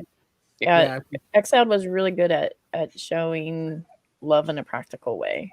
Vicky was really good at showing people love in the most practical, normal way, where, like you mentioned, Halcyon, how like you would be like, hey, how do you bake this cake? Like, just like a friend that's like with you in person, you know, and like there wasn't a division, and I completely, like, I guess what you said, Halcyon, does it does resound. What's the word? Not resound. What's the word I'm looking for? I can't think of the word, but yeah, I know what you're talking about, because she's there was no gap. There really was no gap. There was no gap. She was, I mean it. It's like, I don't think there's been a day, you know, over the years that I didn't feel her presence in my life. I don't think there will be a day going forward. And I've talked about this with Brian. I mean, she leaves an imprint, and I know I left one on her. And, you know, she saw me. I showed her, you know, just me. There was no filter. You know, she saw the good, the bad, and the ugly. And she gave it right back the same. This is me. And I love that in sincerity. You know, she was real, and there was no mask. And that's I think that's the best people are like that, where you can just be and you can show your third face to them. Yeah. And you know what? If I fucked up as a friend, if I fucked up and I did something that was like fucked up to someone else, or I wasn't kind to somebody or whatever, she was the kind of person that would also be a mirror and be like, So like when this happened, and not in an accusatory way, not in a way where I felt like I was being criticized, but in a way of like, hey, I know who you are, and you acted and behaved in a way where I know that's against like what you actually like really are to the core. And that is more important. I mean, I'm going to get biblical for a second, but there's a point. I think there's a verse in Proverbs that says, a slap from a friend is better than a kiss from an enemy. Like if she wanted to give you a correction or say, you know what, like, in the most loving way possible. But she did it in a way that went, you know what, I can do better. You are right. And I think having friends that have that ability and that safety to have that without necessarily feeling like, oh, I'm immediately on the defense, I'm immediately being attacked, or I don't know if we're gonna be friends after this. I didn't have that with her at all, and it was just she just, I guess, like, I think we're all echoing a very resonate was the word some of the things that you said resonate with me. We're echoing that she was real and genuine, and no bullshit at all. Here. I think she was one of the most sociologically astute people I've ever encountered in my life. Yet she didn't, and I'll be honest, it's not like she could always explain it like with words, but she did it with her actions. Yes, those actions might be words on the internet, but the two things I just heard from both of you, they're just like pretty freaking amazing. She was an amazing human being, and she really was. And yeah, it's kind of weird. By the way, to the rest of us, it just looks like magic, and that's why I say she was psychic. And then whatever, it's just a word. You say psychic, I say perceptive. Probably. Yeah, I hear you. One thing I do think is that. Sorry to pull the rug, JT. Talking of sorry, my bad. The word psychic. The word. There's a show that I've been, because my days at the moment are filled with constant distractions, and two of the tools in my arsenal are audiobooks. And if anybody's at a loss for something good to listen to, Terry Pratchett's Discworld series.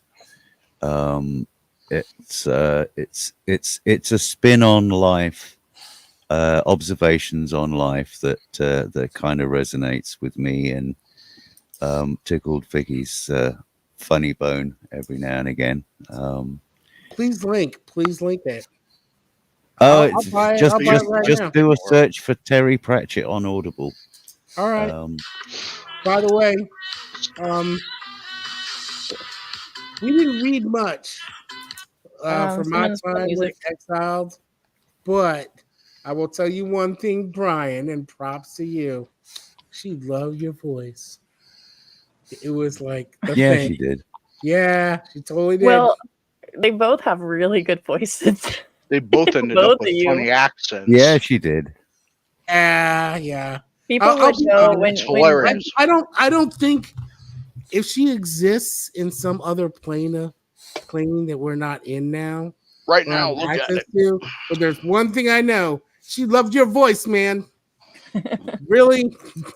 Yeah, that's one of the reasons why I got back into doing radio was her. She was my number one fan. Do you want some work, brother? Radio work, if it's paying. Brian, 1 second, GT. I just want to say that, look, I know that we all miss her, and we wish we had more of her, and there will be a lot of despair on dealing with that. I have that. I know Brian has it overwhelmingly more than anyone, but we have to remember that our lives are so affected by the beauty of her life and what she gave us. And they're so much better, and we're so much better off having had her in our lives. It's truly a blessing to have had such a wonderful person grace us. Yeah, absolutely. I agree. She completed me as a man and as a human being, and I am all the better for her. But just to finish what I was starting to say, the other tool in my arsenal is pointless TV shows, Netflix, Paramount, all that stuff, Amazon. And one of the shows that I'm watching at the moment is called Psych. It's only 8 episodes.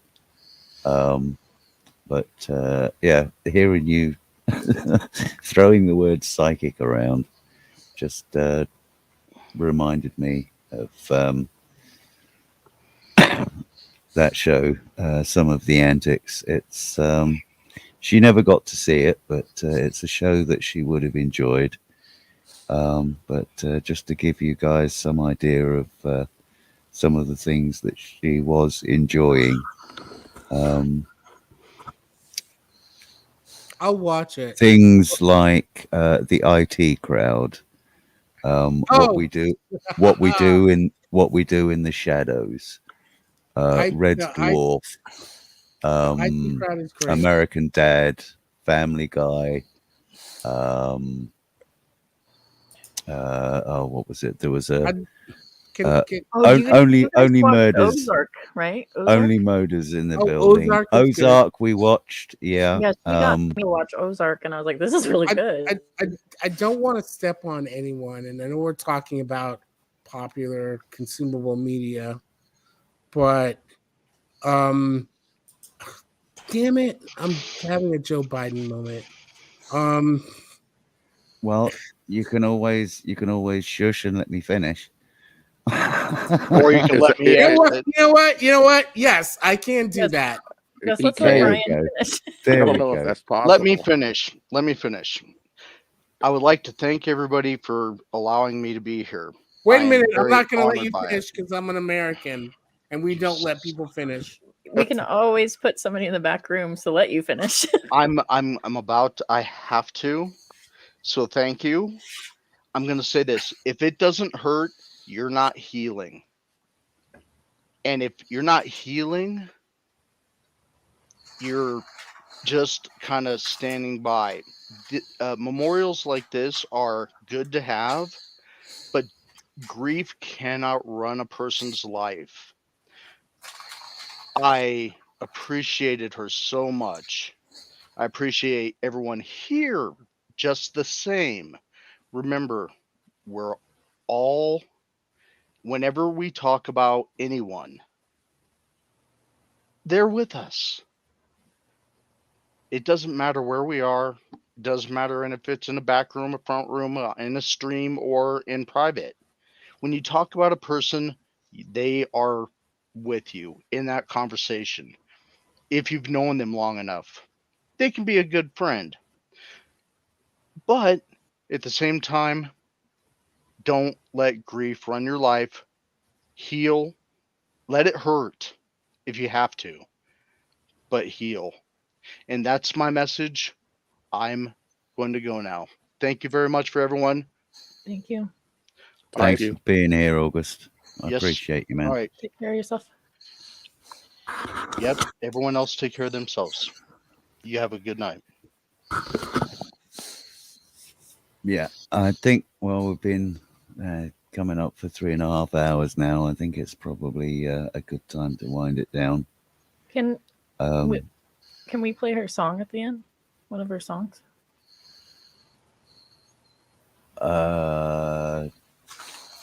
As in, I wanted to from say what something. source? If you guys Well, don't mind. the SoundCloud, I think you could screen share that. If there's one that you like the best, maybe. Hey, everyone. Oh, what, from a SoundCloud playlist? Yeah. Like the Raging one was really good. Like I wanted to say, actually, I do have something that I wanted to just say something. run us out with. Okay. I wanted to say something that's tangential to what I said before.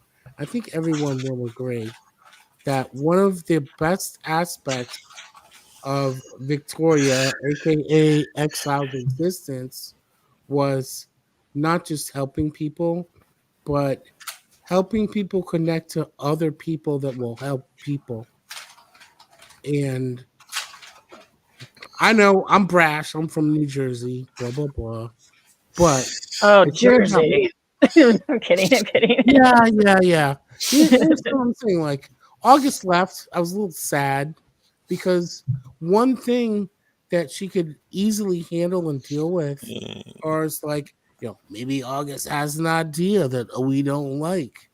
But this sort of attitude about how you should exist, conduct, and traverse across not just the physical world, but sociologically, was what I loved about her the most.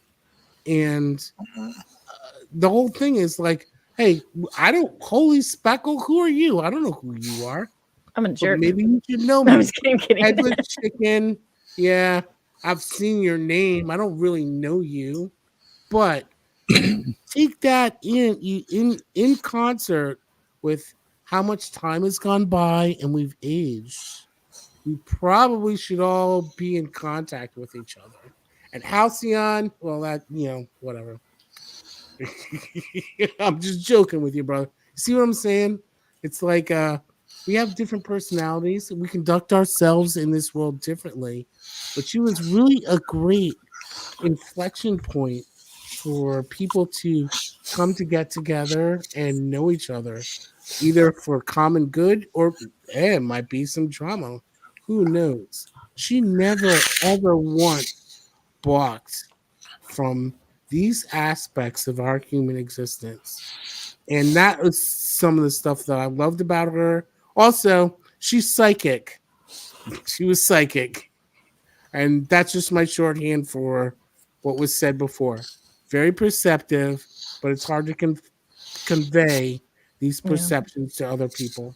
JT, so, you shared a lot, and we appreciate you so much. I'm done talking. I know. I definitely think that a lot of us do a lot of live hangs and stuff like that. So yeah, you can find me under Holy Spackle and other people around in Discord and stuff. I know that there's a division between Skype and Discord. I'm not a Skype user.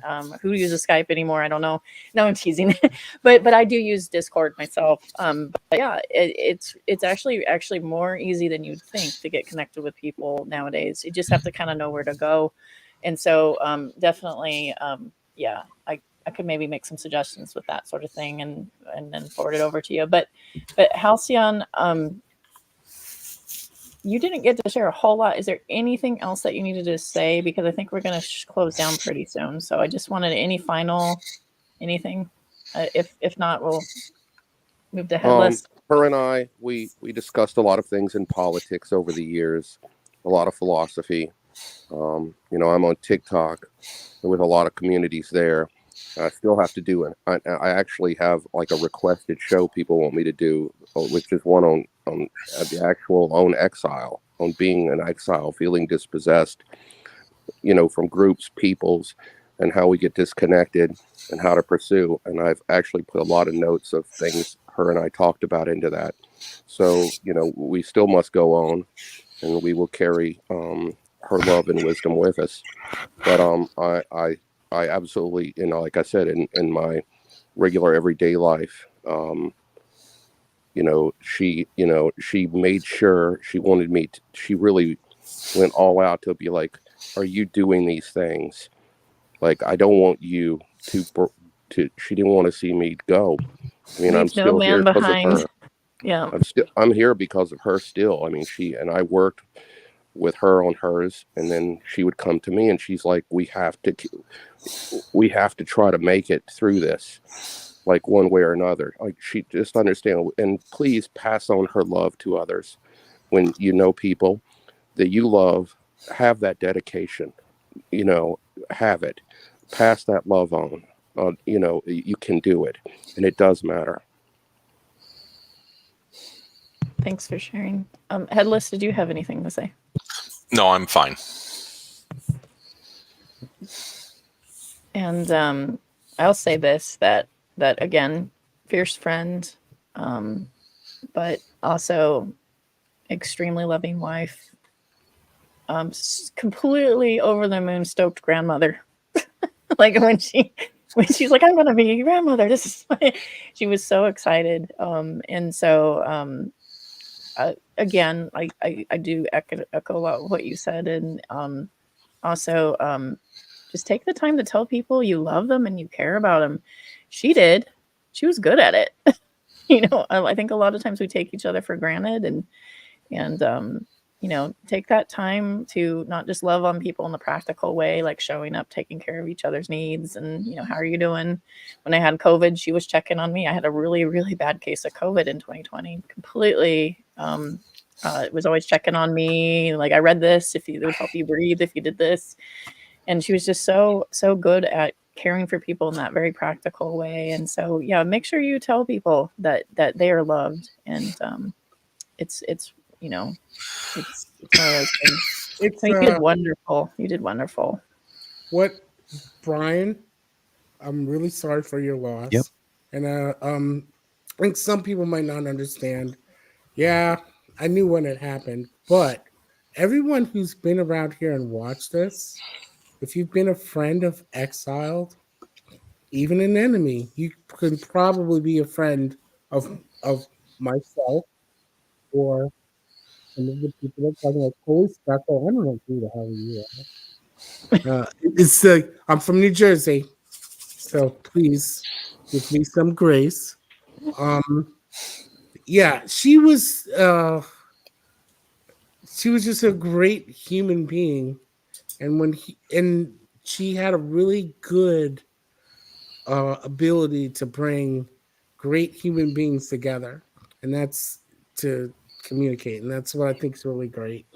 And Brian, I am so sorry. And by the way, when I cross the pond, I hope you will have a beer and some dinner with me. Absolutely. Yo, brother. Absolutely. Sorry, Yeah, I'm a little bit I'm a little do it. distracted at the moment because I'm trying to find You're trying to find that music. I'm trying to find something to close on. And you're gonna close with a song? No, I'm gonna close with a piece of music that I know she loved. You're making sad noises again. I'm sorry. And I am. Oh, I've just lost it. Hey, by the way. And I put some footage together. Ah, there we go. That's great. Yeah, basically, I made a video. So as you close out, I recommend that you throw us all backstage. And I will. I would like to. I know. I would like to connect with people that maybe I don't talk to all that often, and you know, I can't disclose everything about what I do now. But Brian, we're not talking enough, brother. Okay, that's probably not for the stream live. Yeah. I'm trying to find something at the moment.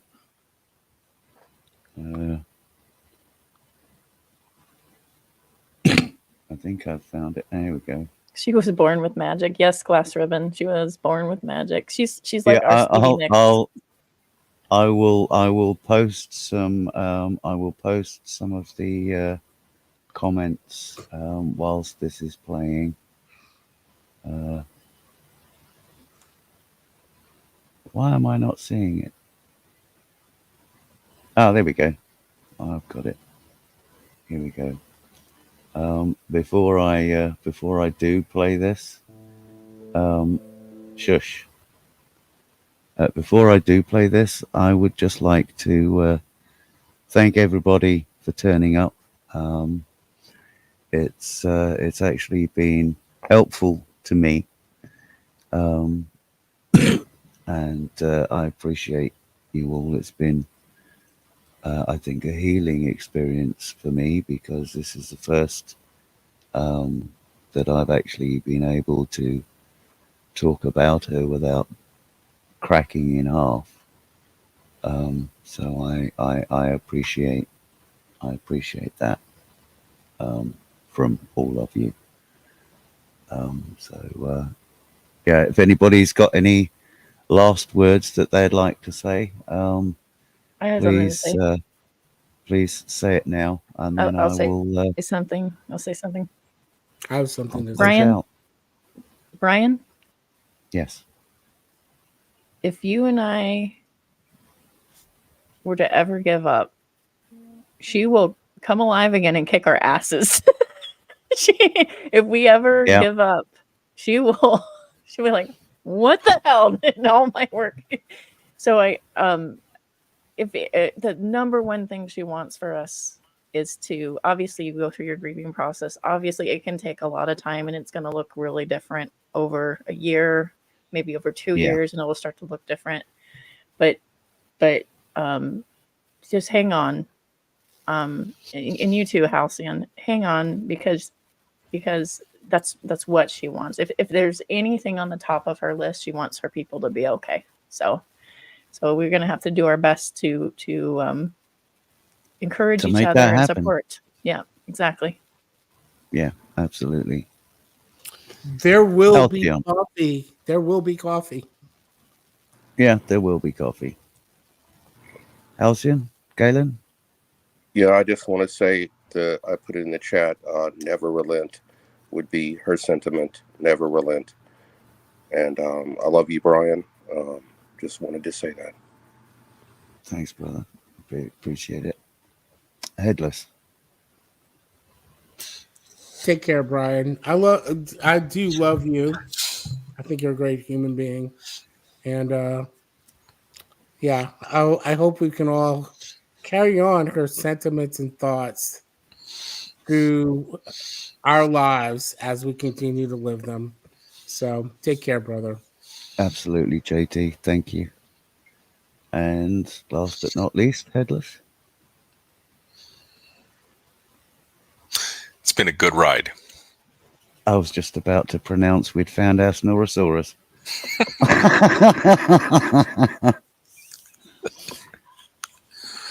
Thanks, Headless. Thanks, Spackle. Yeah.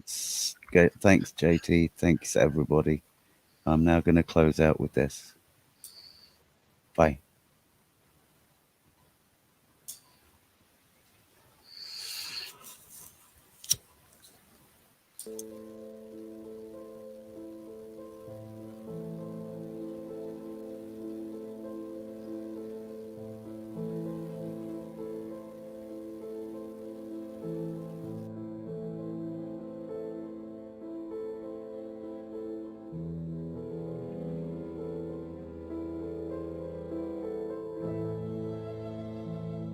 I just realised we haven't got any audio.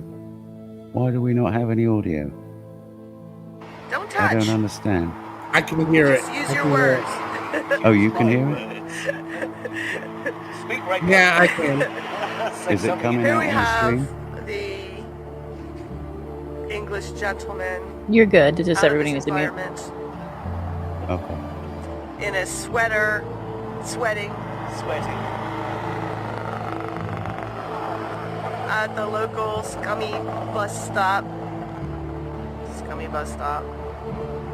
Waiting for a stupid bus.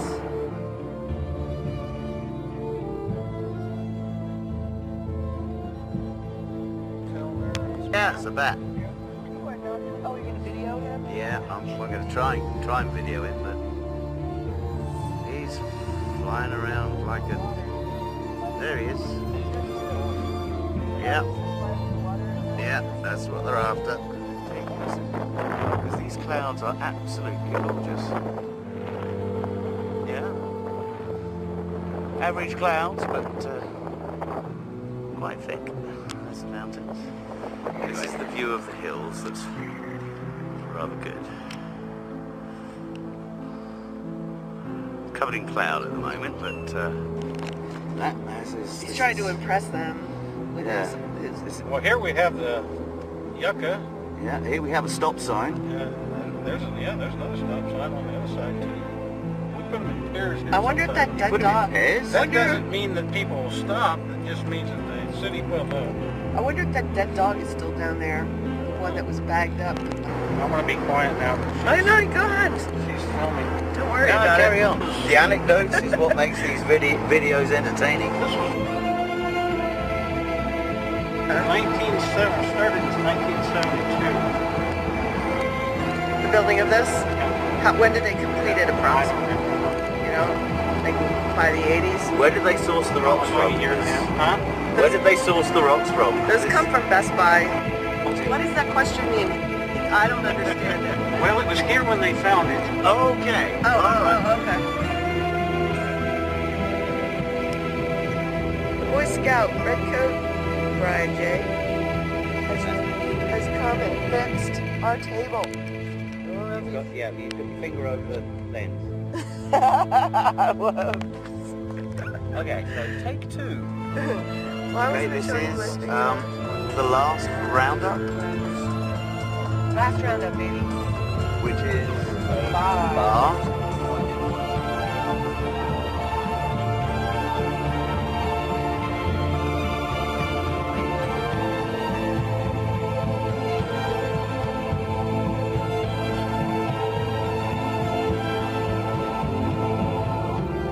So, this was just delivered to me. Some cappuccino made here. I think that's chocolate on the top and it's in the shape of a heart. Oh my god! In big trouble. You know when you're in the desert, when you come across a baby rapper? Yikes. I'm so scared. He loves you. Oh, that is so hot. I was just about to go into David Attenborough mode. It's not funny anymore, is it? No, it's not funny anymore. Okay, turn off the camera. Yeah. Yeah, we wrecked it. The female in her.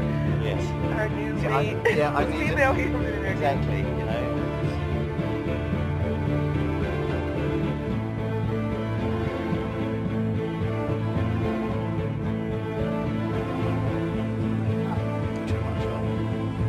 Hotness overdose. Oppressive ball in the sky. Right, over there. It was little funny. nesting spot. And Yes, send me off to get sticks for bedding and yeah. There's Had no to competition. Yeah, had to explain it. It's not funny. Alrighty. Another lovely day in paradise. Look at this. Ryan loves the strata up there, so it's fucking awesome. Awesome. I have to take a picture of it. Look at all the stratas. Look at the strata. Have you ever wanted evidence of crust folding? Folding crusts. Yeah.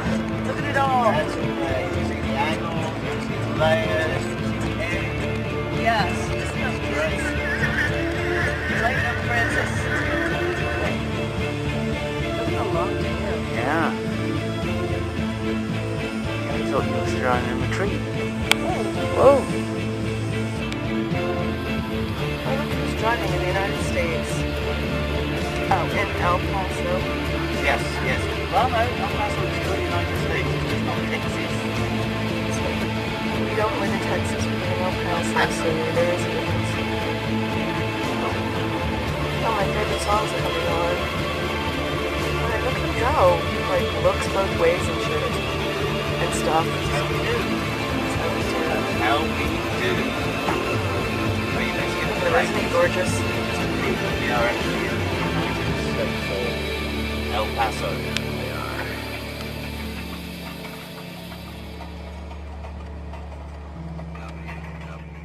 are. One hand on the wheel driving. What a piece of... No. We're trying to...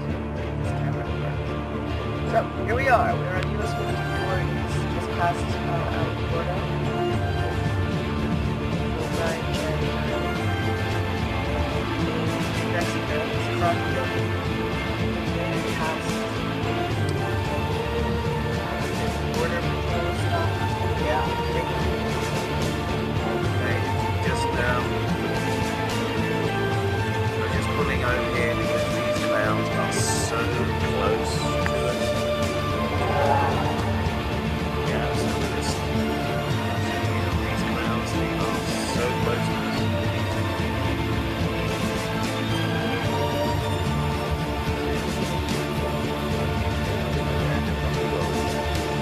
500 feet.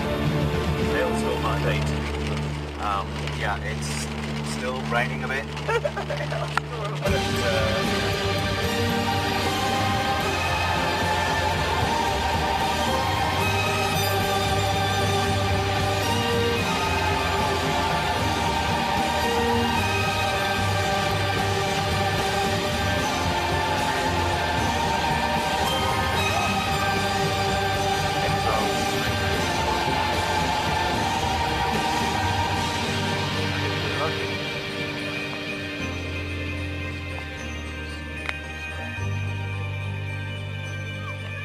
Hey, sexy sauce. Good.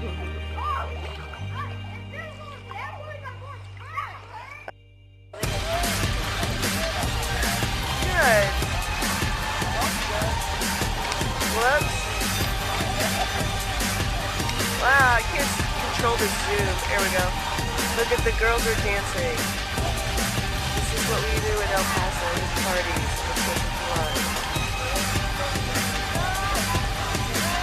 What's the third? Like 4th of July. 4th of July. Here, say hi. Wait, I'm all zoomed in. Hold on. Say hi. The red coat's here, impressing everybody with his strange ways, being nice, and polite. Stealing my cigarette.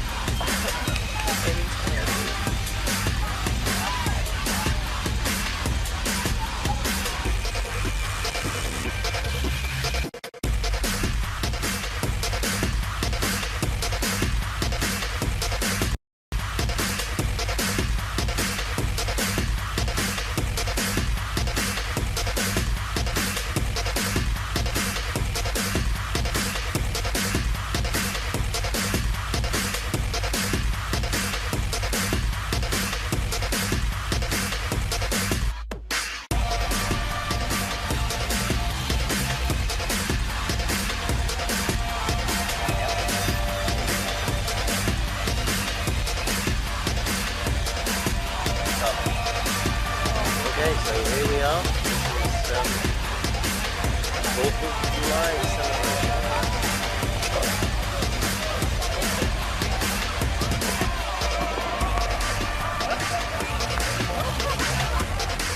It's a beautiful day.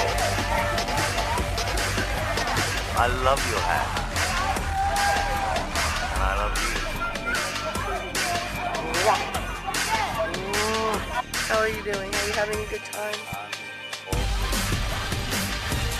Still? It's already getting better, isn't it? It's already getting a little bit better now. We're having a better time than we were last time we videotaped something. I don't either. It's not going to. It's not. It never ends in El Paso. It's always summer. Yeah.